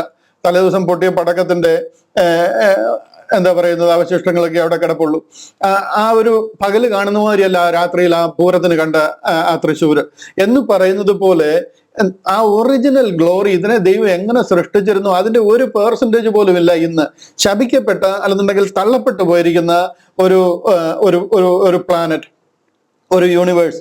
അതിൽ നിന്ന് ഭൂമിയെ ദൈവം എന്താ പറയുന്നത് ഈ നവഗ്രഹങ്ങളോട് ചേർത്ത് ഇണക്കി മനുഷ്യവാസയോഗ്യമാക്കി നമ്മൾ അതിൽ താമസിക്കുകയാണ്. എന്നാൽ ഇതിൽ നിന്ന് നമ്മുടെ ആ ഒരു തേജസ്കരണം സംഭവിക്കുകയും അതോടുകൂടി എല്ലാം ആ പഴയ തേജസ്സിലേക്ക് മടങ്ങി വരികയും ചെയ്യുന്ന ഒരു ദിനമുണ്ട്. അതിനു വേണ്ടിയിട്ട് നമ്മൾ കാത്തിരിക്കുകയാണ്. അതാണ് നമ്മളിപ്പോൾ ഈ വായിച്ചു വന്ന ഭാഗത്ത് പ്രസക്തമായിട്ട് പറയുന്ന കാര്യങ്ങൾ. ഇവിടെ ഇത് മുഴുവനും ദൈവം മനുഷ്യന് വേണ്ടിയിട്ടാണ് ഉണ്ടാക്കിയിരിക്കുന്നത്. എന്നാൽ മനുഷ്യൻ വീണു പോയത് കാരണം, അവൻ സാത്താനാൽ വഞ്ചിക്കപ്പെട്ട് ചതിക്കപ്പെട്ട് പോയത് കാരണം അവൻ ശാപത്തിനിടയായി. മനുഷ്യൻ ശപിക്കപ്പെട്ടു പോയി കഴിഞ്ഞതോട് ചേർത്ത് സകലത്തെയും ശപിക്കുവാനായിട്ട് ഇടയായി. ഭൂമി ശപിക്കപ്പെട്ടു, അതിനോട് ചേർന്ന് സകലത്തിന്റെയും മഹത്വം അതിന്റെ ഒറിജിനൽ മഹത്വത്തിൽ നിന്ന് വീണു പോകുവാനായിട്ട് ഇടയായി തീർന്നു. എന്നാൽ ഇതിന്റെ എല്ലാം ഒരു വീണ്ടെടുപ്പുണ്ട്. ഇതൊരു ടെമ്പററി പീരീഡാ. ദൈവം മനുഷ്യനെ വീണ്ടെടുക്കും. ആ വീണ്ടെടുത്ത് കഴിയുമ്പോൾ ആ ഒറിജിനൽ ഗ്ലോറിയിലേക്ക് നമ്മൾ തേജസ്കരിക്കപ്പെട്ട് മടങ്ങി വന്നു കഴിയുമ്പോൾ ആദാമിനെ ഈ പാപത്തിൽ നിന്ന് വീഴുന്നതിന് മുമ്പായിട്ട് നമുക്ക് കാണാൻ കഴിയത്തില്ലായിരുന്നു. അതുപോലെ തേജസ്സിനാൽ നിറഞ്ഞിരിക്കുന്ന പോലായിരുന്നു. അപ്പോൾ ആ ഒരു ഭയങ്കര ഗ്ലോറിയിലേക്ക് നമ്മൾ മടങ്ങി വരുന്ന ഒരു ദിവസമുണ്ട് എന്നാണ് ഞാൻ ഈ പറയുന്നത്. ആ ദിനത്തിന് വേണ്ടി നമ്മൾ കാത്തിരിക്കണം. റോമാലേഖനത്തില് പൗലോസ് അപ്പോസ്തലൻ നമ്മളെ ഉത്സാഹിപ്പിക്കുന്ന ആ കാര്യങ്ങൾ പറഞ്ഞുകൊണ്ട് അതിന്റെ 18-ാമത്തെ വാക്യം കണ്ടില്ലേ? അതിന്റെ 18-ാമത്തെ വാക്യത്തിൽ പറയുകയാണ്, നമ്മിൽ വെളിപ്പെടുവാനുള്ള തേജസ് വിചാരിച്ചാൽ ഈ കാലത്തിലെ കഷ്ടങ്ങൾ സാരമില്ല എന്ന് ഞാൻ എണ്ണുന്നു. അതായത് അതിമനോഹരമായ ഒരു അവസ്ഥയിലേക്ക് നമ്മൾ കടക്കാൻ പോവുകയാണ്. നമ്മിൽ വെളിപ്പെടുവാനുള്ള തേജസ് വിചാരിച്ചാൽ, നമ്മൾ ഈ കാണുന്നത് പോലെ നമ്മൾ മരിച്ചോ, ഇവിടുന്ന് നമ്മുടെ ശരീരം എവിടെ പോയി ഇങ്ങനെ ഒരിടത്തിരിക്കുന്നു, അങ്ങനൊന്നും അല്ല. ദൈവമായത്, ദൈവം നമ്മളെ സൃഷ്ടിച്ചിരിക്കുക, ദൈവം നമുക്ക് അതിമഹത്തായ അനുഭവത്തിലേക്ക് കൊണ്ടുപോകുന്നു പറയുക. ആ ഒരു ഭയങ്കര എന്താ പറയുന്നത് ഒരു exceeding riches of his grace, അല്ലെങ്കിൽ exceeding riches of his glory, അതുപോലൊരു അനുഭവത്തിലേക്ക് നമ്മൾ പോകാൻ പോവുക. അപ്പോൾ നമ്മൾ ഇവിടുന്ന് ചേർക്കപ്പെടാൻ പോകുന്ന ഒരു അനുഭവം അത്ര മനോഹരമാണ്. 18, 19, 20 വാക്യം നോക്കി. ആ 20 വാക്യത്തിൽ പറയുന്നുണ്ട്, സൃഷ്ടി ദ്രവത്വത്തിന്റെ ദാസ്യത്തിൽ നിന്ന്. ഈ ദ്രവത്വം എന്നൊക്കെ പറയുന്ന ആ നശിച്ചു പോകുന്ന, ആ ജീർണിച്ചു പോകുന്ന അവസ്ഥയാണ്, ദ്രവിച്ചു പോകുന്ന ആ ദ്രവത്വത്തിന്റെ ദാസ്യത്തിൽ, ദാസ്യം എന്ന് പറയുന്ന അടിമത്വമാണ്, ആ ദാസ്യത്തിൽ നിന്ന് അതിന് വിടുതൽ കിട്ടുന്ന ഒരു ദിവസമുണ്ട്. ദൈവമക്കളുടെ തേജസ്സാകുന്ന സ്വാതന്ത്ര്യം, നമുക്ക് ആ സ്വാതന്ത്ര്യം ലഭിക്കുന്ന, ആ തേജസ് ലഭിക്കുന്ന ദിവസം പ്രാപിക്കുമെന്നുള്ള ആശയോട് മായയ്ക്ക് കീഴ്പ്പെട്ടിരിക്കുന്നു. ഈ സംഗതികളെല്ലാം ഒരു മായാജാലത്തിന് കീഴ്പ്പെട്ടിരിക്കുക. ഇതിനെല്ലാത്തിനും അറിയാം, നമ്മൾ വിചാരിക്കുന്നത് പോലല്ല ഈ സകല ചരാചരങ്ങളും അങ്ങനെ ആ ഒരു മായയ്ക്ക് കീഴ്പ്പെട്ട് ഈറ്റുനോവോടിരിക്കുക. എന്തിനു വേണ്ടി? നമ്മുടെ ആ റിഡംഷന്റെ, അല്ലെന്നുണ്ടെങ്കിൽ മനുഷ്യപുത്രന്റെ ആ തേജസ്സോട് വെളിപ്പെടുന്ന ആ ഒരു ദിവസം. ഇവിടെ റാപ്ചറിൽ നാം ഇവിടുന്ന് ചേർക്കപ്പെട്ട് കഴിയുമ്പോൾ നാം ആയിരിക്കാൻ പോകുന്ന മണ്ഡലം പലർക്കും അതിനെക്കുറിച്ചൊരു ഐഡിയ ഇല്ല. നമ്മൾ ഇവിടുന്ന് ഇങ്ങനെ പോയി ഇതുപോലെ നമ്മളായിരിക്കുന്നു, ഇവിടുന്ന് നേരെ മേലെ പോയി വേറെ സ്ഥലത്ത് നമ്മളായിരിക്കുന്നു എന്നൊക്കെയുള്ള രീതിയിൽ നമ്മൾ അതിനെ കാണുന്നത്. അത് അതിഭയങ്കരമാണ്, നമുക്ക് ചിന്തിക്കാൻ പറ്റാത്ത. ഞാൻ എപ്പോഴും പറയാറുണ്ട്, നിങ്ങൾക്ക് എന്തെങ്കിലും അതിമനോഹരമായ ഒരു അവസ്ഥയെക്കുറിച്ച് ചിന്തിക്കാൻ കഴിയുമെന്നുണ്ടെങ്കിൽ അതിനെ ഒരു 10,000 കൊണ്ട് ഗുണിച്ചു കഴിഞ്ഞാൽ എന്ത് അവസ്ഥ നിങ്ങൾക്ക് കിട്ടും. ഞാൻ ഈ 10,000 എന്നൊക്കെ പറയുന്നത് നിങ്ങൾക്കൊന്ന് മനസ്സിലാകാൻ വേണ്ടിയിട്ട്. അതൊന്നും അല്ല, ആക്ച്വലി അതിൻ്റെയൊക്കെ അപ്പുറത്തെ ഒരു അനുഭവത്തിലേക്കാണ് നമ്മൾ ചേർക്കപ്പെടാൻ പോകുന്നത്. നമ്മൾ എണ്ണിയാൽ നിത്യത മുഴുവൻ ദൈവത്തെ സ്തുതിച്ചാൽ മതി വരാത്ത രീതിയിലുള്ള അനുഭവത്തിലേക്കാണ് നമ്മൾ ചേർക്കപ്പെടാൻ പോകുന്നത്. അതെല്ലാം അതിന്റെ പൂർവ്വ മഹത്വത്തിലേക്ക് മടങ്ങി വരുന്ന ഒരു അവസ്ഥ അതിനുശേഷം സംജാതമാകും. നമ്മുടെ എറ്റേണിറ്റിയുടെ സ്കോപ്പ് അത് അതിവിശാലമാണ്, അത് അതിഭയങ്കരമാണ്. നമ്മൾ വിചാരിക്കുന്ന പോലെയല്ല നമ്മുടെ നിത്യത എന്ന് പറയുന്നത്. കുറച്ചു നാളുടെ എന്തിനാ ജീവിച്ചിരിക്കുന്നത്, ജീവിച്ചില്ലെങ്കിലും കുഴപ്പമില്ല എന്നൊക്കെ ചിലർ അവരുടെ മനസ്സിൽ വിചാരിക്കുന്നുണ്ടായിരിക്കും. ഇതിന്റെ ആ ഒരു മാഹാത്മ്യം എന്താണെന്ന് നമുക്ക് ഉൾക്കൊള്ളാൻ കഴിയാത്തത് കൊണ്ടാണ് അങ്ങനെയുള്ള ചിന്തയൊക്കെ. പക്ഷെ എന്നുണ്ടെങ്കിൽ നമ്മൾ ഒരിക്കൽ ചേർക്കപ്പെട്ട് കഴിഞ്ഞാൽ നിത്യത മുഴുവൻ കർത്താവിനെ സ്തുതിച്ചാലും അതിന് മതിയാകത്തില്ല. അതുപോലുള്ള അനുഭവമാണ്. നാം അതിന്റെ ഒരു ഗ്ലിംസ് പോലും ഇന്ന് വരെ കണ്ടിട്ടില്ല. നമുക്കറിയാവുന്നത് ആകെപ്പാടെ ചില കാര്യങ്ങൾ. ഇപ്പോഴാണ് പലപ്പോഴും ഇങ്ങനെയുള്ള വചനങ്ങളുടെ ഒരു വെളിപ്പാട് തന്നെ നമുക്ക് ലഭിക്കുന്നത്. എന്താണ് നമുക്ക് ലഭിക്കാൻ പോകുന്നത് എന്നുള്ളതിനെ കുറിച്ച് ഒരു ഐഡിയയും ഇല്ല. വെള്ളയും ഒക്കെ ഇട്ട് നമ്മൾ അവിടെ പോയി പ്രാർത്ഥിച്ചുകൊണ്ടിരിക്കുന്ന ഒരു അനുഭവം ഒട്ടുമുക്കാലും പേര് കണ്ടിട്ടുള്ളതും കേട്ടിട്ടുള്ളതും. എഫേസ്യ ലേഖനം 2-ാം അധ്യായത്തിന്റെ 6-ാം വാക്യത്തിൽ പറയുന്നുണ്ട്. എഫേസ്യ ലേഖനം 2-ാം അധ്യായം അതിന്റെ 6-ാം വാക്യത്തിൽ പറയുക, ക്രിസ്തുവേശുവിൽ നമ്മെക്കുറിച്ചുള്ള വാത്സല്യത്തിൽ തന്റെ കൃപയുടെ അത്യന്ത ധനത്തെ വരും കാലങ്ങളിൽ കാണിക്കേണ്ടത്. ഇതെന്നാ ഈ വരും കാലം എന്ന് പറഞ്ഞാൽ റാപ്ചറിന് ശേഷമാണ്. നമ്മൾ ഇവിടുന്ന് ചേർക്കപ്പെട്ട് ചെല്ലുന്നത് കണ്ണഞ്ചിക്കുന്ന ഒരു ഭയങ്കര അനുഭവത്തിലേക്കാണ്. മനസ്സിലായോ? ഇംഗ്ലീഷിൽ പറയുന്നുണ്ട്, and hath raised us up together and made us sit together in heavenly places in Christ Jesus. 7-ാമത്തെ വാക്യത്തിൽ ഇംഗ്ലീഷിൽ പറയുന്നുണ്ട്, that in the ages to come he might show the exceeding riches of his grace in his kindness toward us through Christ Jesus. ആ exceeding riches of grace കണ്ടില്ലയോ? ഇത് ദൈവം നമ്മളോട് പറഞ്ഞിരിക്കുക, നമുക്ക് താങ്ങുവാൻ ഉൾക്കൊള്ളുവാൻ കഴിയാത്ത രീതിയിലുള്ള അനുഭവത്തിലേക്കും ആ ഒരു മഹത്വത്തിന്റെ മഹിമയിലേക്കുമാണ് നമ്മൾ ചേർക്കപ്പെടാൻ പോകുന്നത്. അല്ലാതെ നമ്മൾ വെള്ളയും ഇട്ട് അവിടെ പോയി രാവിലെ മുതൽ വൈകുന്നേരം പാട്ടും പാടിയിരിക്കുക, അങ്ങനെ അനുഭവമല്ല. ദൈവത്തെ പാടി സ്തുതിക്കുന്നുണ്ട്, അതില്ലെന്നല്ല ഞാൻ പറയുന്നത്. നമ്മൾ എക്കാലത്തും ദൈവത്തെ സ്തുതിക്കുന്നവരാണ്. ഇതിന്റെ 3-ാമത്തെ അധ്യായത്തിന്റെ 6-ാം വാക്യം കണ്ടോ? 3-ാമത്തെ അധ്യായം എഫേസ്യ ലേഖനത്തിന്റെ തന്നെ 3-ാം അധ്യായത്തിന്റെ 6-ാം വാക്യത്തിൽ പറയുന്നുണ്ടോ, അതോ ജാതികൾ സുവിശേഷത്താൽ ക്രിസ്തുവേശുവിൽ കൂട്ടവകാശികൾ. കണ്ടോ, ഈ ഒരു വാക്യം ഭയങ്കര ഇമ്പോർട്ടന്റ്. ഇത് കർത്താവ് നമുക്ക് എന്തെങ്കിലും തരുമെന്നല്ല പറയുന്നത്. നമ്മൾ കർത്താവിന് എന്ത് അധികാരമുണ്ടോ ആ അധികാരത്തോട് നമ്മളെ കൂട്ടവകാശികളാക്കിയേക്കുക. ഫെലോ ഹെയർസ്, ജോയിൻ ഹെയർസ്, അതായത് കർത്താവിന്റെ ആ ഒരു അവകാശത്തിന് നമ്മൾ തുല്യ അവകാശികളാകുക. നിങ്ങൾക്ക് മനസ്സിലാകുന്നുണ്ടോ അതിന്റെയൊക്കെ ഒരു ഗൗരവം? ഈ സംഗതികളെല്ലാം ഒറ്റ വാക്കിൽ ഉളവാക്കിയതാ കർത്താവ്. ആ കർത്താവിന്റെ ആ അവകാശത്തോട് നമ്മളെ കൂട്ടവകാശികളാക്കുക. കൂട്ടവകാശം എന്ന് പറഞ്ഞു കഴിഞ്ഞാൽ ഹസ്ബൻഡും വൈഫും കൂടെ ചേർന്നുള്ള അവകാശം മാതിരിയാ. ജോയിൻ ഹെയർസ്, ആ ഫെലോ ഹെയർസ് എന്ന് പറയുന്ന ആ കൂട്ടവകാശം. ഹസ്ബൻഡിന് എന്ത് അധികാരമുണ്ടോ അതേ അധികാരം വൈഫിനുണ്ടാവും ആ ഒരു വിഷയത്തിൽ. എന്ന് പറഞ്ഞതുപോലെ യേശു ക്രിസ്തുവിൽ കൂട്ടവകാശികൾ, ഏക ശരീരസ്ഥരും വാഗ്ദത്തത്തിൽ പങ്കാളികളും ആകണം എന്നുള്ളത് തന്നെ. ആരാ? ഈ ജാതികൾ, അതായത് ഞാനും നിങ്ങളും സുവിശേഷത്താൽ. ഏത് സുവിശേഷത്താൽ? കർത്താവിന്റെ ക്രൂശിൽ കൂടിയുള്ള രക്ഷ, ആ കാൽവറിയിലൂടെ തുറന്ന രക്ഷണ്യ പദ്ധതിയിലെ വിശ്വാസത്താൽ രക്ഷിക്കപ്പെടുന്ന ആ പദ്ധതി, ആ ക്രിസ്തുവിന്റെ കൂട്ടവകാശികളായിട്ട് നാം നിത്യം സ്വർഗത്തിൽ വാഴുന്ന ഒരു അനുഭവത്തെ കുറിച്ചാണ് പൗലോസ് അപ്പോസ്തലൻ ഇവിടെ വിവരിക്കുന്നത്. ഇത് മനസ്സിലായില്ലെങ്കിൽ എന്താ സംഭവിക്കുന്നത്? ലെറ്റ്സ് ഇത് മനസ്സിലായില്ല, നമ്മൾ ഈ പറയുന്നൊന്നും മനസ്സിലായില്ല, ആൾക്കാർക്ക് ഇതൊന്നും ഉൾക്കൊള്ളാൻ താല്പര്യമില്ല, ഇവരൊക്കെ കൾട്ടാണ്, ഇവർ പറയുന്നൊന്നും വിശ്വസിക്കല്ല, ഇതൊന്നും അല്ല സുവിശേഷം എന്നൊക്കെ പറഞ്ഞ് ഇത് മനസ്സിലാകാതെ നടന്നു കഴിഞ്ഞാൽ എന്താ സംഭവിക്കുന്നതെന്ന് അറിയാമോ? എറ്റേണൽ ലേക്ക് ഓഫ് ഫയർ, അതായത് എന്നേക്കുമായിട്ട് നിത്യ നരകാഗ്നിയിലേക്ക് തള്ളപ്പെടാൻ പോവുക. ഈ കാലഘട്ടത്തിൽ രക്ഷ വേറൊരു വഴിയിലുമില്ല. നമ്മൾ ഇന്ന് എത്ര മര്യാദയായിട്ട് ജീവിച്ച് എത്ര മഹാത്മാഗാന്ധിയുടെ മരുമോനാന്ന് പറഞ്ഞു കഴിഞ്ഞാലും നമുക്ക് രക്ഷയില്ല. നമുക്ക് രക്ഷിക്കപ്പെടാൻ ഒരേ ഒരു മാർഗമേ ഉള്ളത് കർത്താവ് കാൽവറിയിലൂടെ തുറന്നിരിക്കുന്ന രക്ഷണ്യ പദ്ധതിയാണ്. അതിലെ ആഴമായ വിശ്വാസവും സമർപ്പണത്തിലും മാത്രമാണ് നാം ഇന്ന് രക്ഷിക്കപ്പെടുന്നത്. അല്ലാന്നുണ്ടെങ്കിൽ നമ്മൾ ചെന്ന് ചേരാൻ പോകുന്നത് എറ്റേണൽ ലേക്ക് ഓഫ് ഫയറിലേക്ക്, എന്നേക്കുമുള്ള നിത്യ നരകാഗ്നിയിലേക്ക്. ഇവിടെ നമുക്കെല്ലാം അറിയാവുന്ന കാര്യമാണെങ്കിലും ഈ ലേക്ക് ഓഫ് ഫയർ എന്ന് പറയുന്നത് എന്താണെന്ന് കൂടെ നമുക്കൊന്ന് അറിഞ്ഞിരിക്കണമല്ലോ. എസെക്കിയേൽ 28 കാണിച്ച് 1-2 കാര്യങ്ങളൊന്ന് പെട്ടെന്ന് കാണിച്ചാൽ മുന്നോട്ട് പോകാം. എസെക്കിയേൽ പ്രവചനം 28-ാം അധ്യായം അതിന്റെ 13-ാമത്തെ വാക്യം ഒന്ന് വായിച്ചോട്ടെ. ഇവിടെ നോക്കിയേ, ഇവിടെ പറയുന്നുണ്ട് എസെക്കിയേൽ 28:13, നീ ദൈവത്തിന്റെ തോട്ടമായ ഏദനിലായിരുന്നു. ഇതാരാന്നറിയാമോ?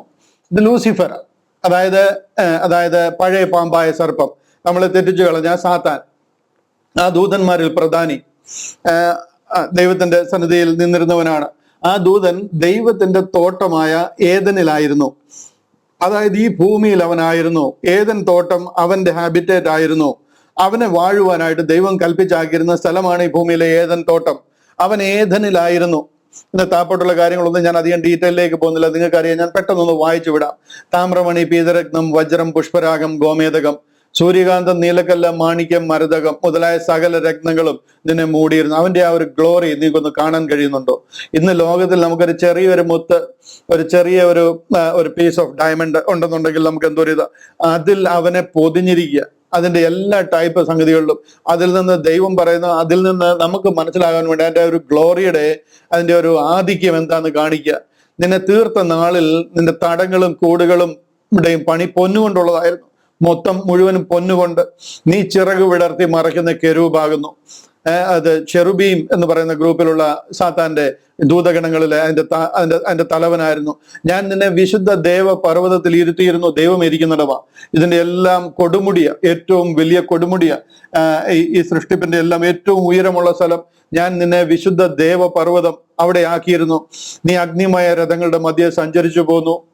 അവന്റെ ചുറ്റും ദൈവത്തിന്റെ കൂടെ, ദൈവം അഗ്നിമയ രഥങ്ങളിൽ സഞ്ചരിക്കുന്നത്, ദൈവത്തോടൊപ്പം ആ ഒരു ദൈവത്തിന്റെ മഹത്വം, അതിന്റെ കൂടെ അഗ്നിമയ രഥങ്ങൾ, അതിലാണ് അവൻ സഞ്ചരിച്ചിരുന്നത്. അവന്റെ ആ ഒരു മഹത്വം നിങ്ങളിന്ന് കാണിക്കാൻ വേണ്ടിയിട്ട് ആ നിലയിലായിരുന്നു. നിന്നെ സൃഷ്ടിച്ച നാൾ മുതൽ നിങ്ങൾ നീതികേട് കണ്ടതുവരെ നീ നടപ്പിൽ നിഷ്കളങ്കനായിരുന്നു. നീ വളരെ നീറ്റായിരുന്നു, നിഷ്കളങ്കനായിരുന്നു. പക്ഷെ എന്നുണ്ടെങ്കിൽ നിന്റെ ഉള്ളം നിഗളിച്ചിട്ട് നീ നിന്റെ നടപ്പിൽ നീതികേട് കണ്ടു തുടങ്ങി. അന്ന് വരെ നീ നിഷ്കളങ്കനായിരുന്നു. നിന്നെക്കുറിച്ച് നല്ല സാക്ഷ്യമാണ് ദൈവം തന്നെ പറയുന്നത്. പക്ഷെ എന്നുണ്ടെങ്കിൽ നീ വീണുപോയി. നിന്റെ വ്യാപാരത്തിന്റെ പെരുപ്പം നിമിത്തം നിന്റെ അന്തർഭാഗം സാഹസം കൊണ്ട് നിറഞ്ഞു. അവന്റെ ആ ഗ്ലോറി, അവന്റെ ആ പ്രഭ നിമിത്തം. അതുകൊണ്ട് ഞാൻ നിന്നെ അശുദ്ധനം നേടി ദേവപർവ്വതത്തിൽ നിന്ന് തള്ളിക്കളഞ്ഞു. അന്ന് അവനെ അവിടെ നിന്ന് മുടിച്ചു കളഞ്ഞു, തള്ളിക്കളഞ്ഞു. മറയ്ക്കുന്ന കെരൂബേ, ഞാൻ നിന്നെ അഗ്നിമയ രഥങ്ങളുടെ മധ്യേ നിന്ന് മുടിച്ചു കളഞ്ഞു. ഇതെല്ലാം ദൈവം ആരെക്കുറിച്ച് പറയുന്നത് അറിയാമോ? സാത്താനെ കുറിച്ച് പറയുന്നത്. നിന്റെ സൗന്ദര്യ നിമിത്തം നിന്റെ ഹൃദയം ഗർവിച്ചു. നിന്റെ പ്രഭ അത് നിമിത്തം നീ നിന്റെ ജ്ഞാനത്തെ വഷളാക്കി. ഞാൻ നിന്നെ നിലത്ത് തള്ളിയിട്ടു. രാജാക്കന്മാർ നിന്നെ കണ്ട് രസിക്കത്തക്കവണ്ണം ഞാൻ അവരുടെ മുമ്പിൽ ഇട്ട് കളഞ്ഞു. ഇതെല്ലാം പറയുന്നത് സാത്താന്റെ തലവനെ കുറിച്ച്. ഇവനെ തള്ളിക്കളയാൻ പോകുന്നത് അഗാധ കൂപത്തിലേക്ക്, നിത്യ നരകാഗ്നിയിലേക്ക് ഇവനെ തള്ളിക്കളയുന്ന ഒരു ദിവസമുണ്ട്. എന്നേക്കുമായിട്ട് ഇവനെ അതിലേക്ക് തള്ളിക്കളയും. ഇന്ന് ജനം വിചാരിച്ചിരിക്കുന്നത് മാതിരി അവനെ ഓൾറെഡി അവിടെ തള്ളിക്കളഞ്ഞിട്ടൊന്നുമില്ല. അവന്റെ അധികാരത്തിൽ നിന്നും അവന്റെ പൊസിഷനിൽ നിന്നും അവനെ വെട്ടിക്കളഞ്ഞു എന്നുള്ളത് ശരിയാ. ആ വിശുദ്ധ ദേവ പർവ്വതത്തിൽ നിന്ന്, ദൈവം ഇരിക്കുന്ന ആ ദൈവത്തിന്റെ സ്ഥലത്ത് നിന്ന്, അവിടുത്തെ ആരാധന ലീഡ് ചെയ്യുന്ന ആ പൊസിഷനിൽ നിന്ന് അവനെ ദൈവം തള്ളിക്കളഞ്ഞു എന്നുള്ളത് ശരിയാ. പക്ഷെ ഇന്ന് അവൻ സ്വർലോകത്തിലെ ദുഷ്ടാത്മസേനയാ. ആ ഒരു പൊസിഷനിലേക്ക് അവനെ തള്ളിക്കളഞ്ഞിരിക്കുക. പക്ഷെ എന്നുണ്ടെങ്കിൽ അവന് ഇന്നും പഴയതുപോലെ എല്ലാം ചെയ്യാനുള്ള പവറും ശക്തിയും ഒക്കെ ഉണ്ട്. അവനെ ഏത് നിലയിലും നമുക്ക് ഒതുക്കാമെന്നോ, അല്ലെന്നുണ്ടെങ്കിൽ അവനെ പിശാച എന്നൊക്കെ പറഞ്ഞു കഴിഞ്ഞാൽ പോകുന്നു ഒന്നും വിചാരിക്കല്ല. അവന് ആകെ പേടിയുള്ള ഒരു കാര്യം എന്ന് പറഞ്ഞു കഴിഞ്ഞാൽ ദൈവവചനമാണ്. ഈ ദൈവവചനത്താൽ അല്ലാതെ അവനെ ജയിക്കാൻ കഴിയത്തില്ല. അവൻ എപ്പോഴും അവൻ ഏറ്റവും പേടിയുള്ള സംഗതി ഈ ദൈവവചനമാണ്. കർത്താവ് ലോകത്തിൽ വന്നു കഴിഞ്ഞപ്പോഴും ഈ വചനത്തിൽ കൂടിയാണ് പരീക്ഷിക്കാൻ നോക്കിയത്. അതിന് കറക്റ്റ് മറുപടി വചനത്തിൽ നിന്ന് കൊടുത്തു കഴിയുമ്പോഴത്തേന് അവൻ വിട്ടേച്ച് ഓടിപ്പോയി എന്നാ പറയുന്നത്. അവന് പിന്നെ നിൽക്കാൻ പറ്റത്തില്ല. നമ്മൾ അതുകൊണ്ടാണ് ഈ വചനത്തിൽ നല്ല ഉറപ്പും ധൈര്യമുള്ളവരായിരിക്കണം. ആരോടും നമ്മൾ കർത്താവിന്റെ കൂട്ടവകാശികളാണ് എന്നുള്ള ആ ഒരു ബോധ്യത്തോടു കൂടി അതിനെ പറയുവാനുള്ള ധൈര്യം, ഒരാത്മീക ധൈര്യം നമുക്കുണ്ടായിരിക്കണം. ആരോടാണെങ്കിലും. യെശയ്യാ പ്രവചനം 14-ാം അധ്യായം, ഇതിന്റെ ഒരു ബാക്കി ഭാഗങ്ങളൊക്കെ യെശയ്യാ പ്രവചനത്തിൽ കാണിക്കാം. അതിന്റെ 14-ാം അധ്യായം, യെശയ്യാ പ്രവചനം 14-ാം അധ്യായം, അതിന്റെ ഒരു ചില വാക്യങ്ങൾ കൂടെ 14-15 കാണിക്കാം. അവിടെ പറയുകയാണ് 14-15 വാക്യങ്ങൾ. ഞാൻ മേഘോന്നതങ്ങൾക്ക് മീതെ കയറും. ഇതാണ് അവൻ പറഞ്ഞിരുന്നത്. ഈ മേഘോന്നതങ്ങൾ എന്ന് പറയുന്നത് ദേവപർവ്വതമാണ്, ദൈവം ഇരിക്കുന്നിടമാണ്. ആ മേഘങ്ങളുടെയൊക്കെ ഉന്നതം, ആ ഉന്നത പദവിക്ക് മേലെ ഞാൻ കയറും. അതായത് സ്വർലോകം, അതിന്റെ ആ ദേവപർവ്വതം, ദൈവത്തിന്റെ സാന്നിധ്യം വെളിപ്പെടുന്ന സ്ഥലമാണ്. അവിടെ ഞാൻ കയറും. ഞാൻ അത്യുന്നതനോട് സമനാകും. ദൈവം അവിടെ ഇരിക്കുന്നത്. ഞാൻ അത്യുന്നതനോട് സമനാകും എന്നല്ലോ നീ ഹൃദയത്തിൽ പറഞ്ഞു. നീ വെളിയിൽ പറഞ്ഞില്ല, നിന്റെ ഹൃദയത്തിൽ നിരൂപിച്ചതേ ഉള്ളൂ.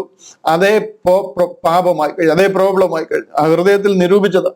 ഇന്ന് ഞാൻ ഓർക്കുകയായിരുന്നു, ഈ സാത്താൻ ഇങ്ങനെ ദൈവത്തിന് സമനാകാൻ കൊതിച്ചതേ ഉള്ളൂ. അവന്റെ ഹൃദയത്തിൽ നിരൂപിച്ചതേ ഉള്ളൂ. അവനെ വെട്ടിക്കളയുവാനായിട്ട്, അവനെ അവിടുന്ന് വെട്ടിക്കളയുകയും അവനെ ആ ഒരു പൊസിഷനിൽ നിന്ന് അവനെ ദൈവം നിഷ്കാസനം ചെയ്യുവാനായിട്ട് ഇടയായി. ഇന്ന് എത്രയോ പേര് ദൈവമായിട്ട് ഇരിക്കുക, എത്രയോ പേര് ഇടയ്ക്ക് നിന്ന് ദൈവത്തിന് കൊടുക്കാനുള്ള ആരാധന സ്വീകരിക്കുക. ഈ ലോകത്തിന്റെ ദൈവമായിട്ട് പലരും ഇരിക്കുക. ഇവിടെ ദൈവം തുല്യനാകാനായിട്ട് കൊതിച്ചതേ ഉള്ളൂ. അവന്റെ മനസ്സിൽ പറഞ്ഞതേ ഉള്ളൂ ദൈവം അവനെ വെട്ടിക്കളഞ്ഞു. എത്ര വലിയ പാപം, എത്ര വലിയ അനീതിയാണ് നമ്മൾ ചെയ്യുന്നതെന്ന് മനസ്സിലാക്കണം. അത് മനസ്സിലാകാതെ ചെയ്യുന്നവരാണെങ്കിൽ. എന്നാൽ നീ പാതാളത്തിലേക്ക്, നാശകൂപത്തിന്റെ അടിയിലേക്ക് തന്നെ വീഴും. അവനോട് പറയാം, നിന്നെ കാണുന്നവർ നിന്നെ ഉറ്റുനോക്കി ഭൂമിയെ നടുക്കുകയും രാജ്യങ്ങളെ കുലുക്കുകയും ഭൂതലത്തെ മരുഭൂമി പോലെ ആക്കുകയും അതിലെ പട്ടണങ്ങളെ ഇടിച്ചു കളയുകയും അതിന്റെ ബദ്ധന്മാരെ വീട്ടിലേക്ക് അഴിച്ചു വിടുകയും ചെയ്തവൻ ഇവനല്ലയോ എന്ന് നിരൂപിക്കും. ഇതിന്റെ 10-11 വാക്യം കണ്ടില്ലേ? ഇവിടെ 10-11 വാക്യത്തിൽ പറയണം, അവരൊക്കെ നിന്നോട് നീയും ഞങ്ങളെ പോലെ ബലഹീനനായോ, നീ ഞങ്ങൾക്ക് തുല്യനായി തീർന്നു പോയെന്ന് പറയും. ഇതൊക്കെ നടക്കാൻ പോകുന്ന കാര്യങ്ങളാണ്. ഇതൊന്നും നടന്നു കഴിഞ്ഞ കാര്യങ്ങളല്ല. 1000 ആണ്ട് വാഴ്ചയ്ക്ക് ശേഷം, 1000 ആണ്ട് വാഴ്ചയിൽ ദൈവം സാത്താനെ ചങ്ങലക്കിടും. 1000 ആണ്ട് ചങ്ങലയിലിടും. അവന്റെ കൂടെ ഉണ്ടായിരുന്ന എതിർ ക്രിസ്തുവിനെയും കള്ളപ്രവാചകനെയും, ഇവരെ രണ്ടുപേരെയും ആദ്യമേ ഈ അഗാധ കൂപം തുറന്ന് അതിലേക്കിടും. അവരെ ഇട്ടാണ് ഈ അഗാധ കൂപത്തിന്റെ ഉദ്ഘാടനം ചെയ്യുന്നത്. അവന് ഏറ്റവും പേടിയുള്ള സംഗതിയാണ്, ഏറ്റവും ഭയമുള്ള സംഗതിയാണ്. പണ്ട് കർത്താവ് ലോകത്തിലായിരുന്നപ്പോൾ ഗദരദേശത്ത് കർത്താവിനെ കണ്ടു കഴിഞ്ഞപ്പോൾ ഊമനും ചെകിടനും ഒക്കെ ആയിട്ടുള്ള ഒത്തിരി പേര്, ഭൂതം ബാധിച്ച ഒരുത്തൻ, ഊമനും ചെകിടനും അല്ല, ഭൂതബാധിതരായ ഒരുത്തൻ, അവനെ ദൈവം സൗഖ്യമായി കഴിഞ്ഞപ്പോൾ അവിടെ വന്ന ഭൂതം ബാധിച്ച ആ ആള് അവനോട് പറയുന്നു, നീ ദൈവത്തിന്റെ മഹോന്നതനായ ദൈവത്തിന്റെ പുത്രനായ ക്രിസ്തു, നീ എന്തിനു വന്നിരിക്കുന്നു? ഞങ്ങളെ ഉപദ്രവിക്കാനാണെന്നുണ്ടെങ്കിൽ സമയത്തിന് മുമ്പേ നീ ഉപദ്രവിക്കാൻ വന്നിരിക്കുകയാണോ എന്ന് ചോദിക്കുക. ഉപദ്രവിക്കാനാണെന്നുണ്ടെങ്കിൽ ഞങ്ങളെ അഗാധ കൂപത്തിലേക്ക് അയക്കരുത്. അഗാധ കൂപം എന്ന് പറഞ്ഞു കഴിഞ്ഞാൽ അവൻ അതുപോലെ ഭയപ്പെടുന്ന സ്ഥലമാണ്. നമ്മളൊക്കെ വിചാരിച്ചിരിക്കുന്നത് സാത്താൻ എന്തോ അവിടുത്തെ കിങ്കരന്മാരാണ്, അവിടെ ചെല്ലുന്നവരെ കാലുമടക്കി ഒരു തൊഴി കൊടുത്ത് അകത്തോട്ടാക്കുകയാണ്, അവനാണ് അവിടുത്തെ ലീഡർ, അവൻ അവിടെ റാഗിങ് ഒക്കെ ഉണ്ടെന്നാണ് വിചാരിക്കുന്നത്. അവനിങ്ങനെ നടുങ്ങുന്ന സ്ഥലമാണ്, അവൻ കിടുകിട വിറയ്ക്കുന്ന സ്ഥലമാണ്. അവൻ അവിടെ പോവുക എന്ന് പറയുന്നത് അവന്റെ കൗണ്ട് ഡൗൺ എണ്ണിയിരിക്കുക. അവിടേക്ക് ആദ്യം വിടുന്നത് ഈ കള്ളപ്രവാചകനെയും ഈ എതിർ ക്രിസ്തു പറയുന്ന ആന്റി ക്രൈസ്റ്റ്, എതിർ ക്രിസ്തുവായിട്ട് നിൽക്കുന്നവരെ, ഇവരെ രണ്ടുപേരെ ഇട്ടിട്ടാണ് അത് ഉദ്ഘാടനം ചെയ്യുന്നത്. അതിനുശേഷം അവരവിടെ കിടക്കുന്നവർ, അതിനുശേഷം 1000 ആണ്ട് വാഴ്ചയുടെ അവസാനമാകുമ്പോഴത്തേന് ഗോഗ് മാഗോഗ് യുദ്ധമൊക്കെ ഉണ്ടാവും. അതിൽ നിന്ന് ഒത്തിരി പേരെ അതിലേക്ക് തള്ളിക്കളയും. അതിനുശേഷം അത് കഴിയുമ്പോഴാണ് ഈ സാത്താനെ എന്നേക്കുമായിട്ട് പിടിച്ച് ആ അഗാധ കൂപത്തിലേക്ക് തള്ളുക. ഇവനെ കണ്ടില്ലേ, ദേവപർവ്വതത്തിൽ നിന്നും വെട്ടി ഇവനെ മധ്യാകാശത്തിൽ, അല്ലെന്നുണ്ടെങ്കിൽ എന്താ പറയുന്നേ, ആ ഒരു സ്വർലോകത്തിലെ ദുഷ്ടാത്മസേന ആ ഒരു ലെവലിലേക്ക് വരും. അവിടുന്ന് മിഖായേല്, വെളിപ്പാട് പുസ്തകം 12 കാണുമ്പോൾ നമുക്കറിയാം, മിഖായേലുമായിട്ടൊരു യുദ്ധം ഉണ്ടാകുകയും ഇവനെ അവിടുന്ന് വെട്ടി ഭൂമിയിലേക്ക് ഇടും. അവൻ ആ ഭൂമിയിൽ ഇറങ്ങി വരും. അതാണ് ആ 3.5 വർഷത്തെ അതിപീഡനകാലം, ആ മഹാപീഡനകാലം എന്ന് പറയുന്നത്. സാത്താൻ ആരെ വിഴുങ്ങേണ്ടു എന്ന് കരുതി അലർന്ന സിംഹം പോലെ ഭൂമിയിലേക്ക് വന്നിരിക്കുന്നു.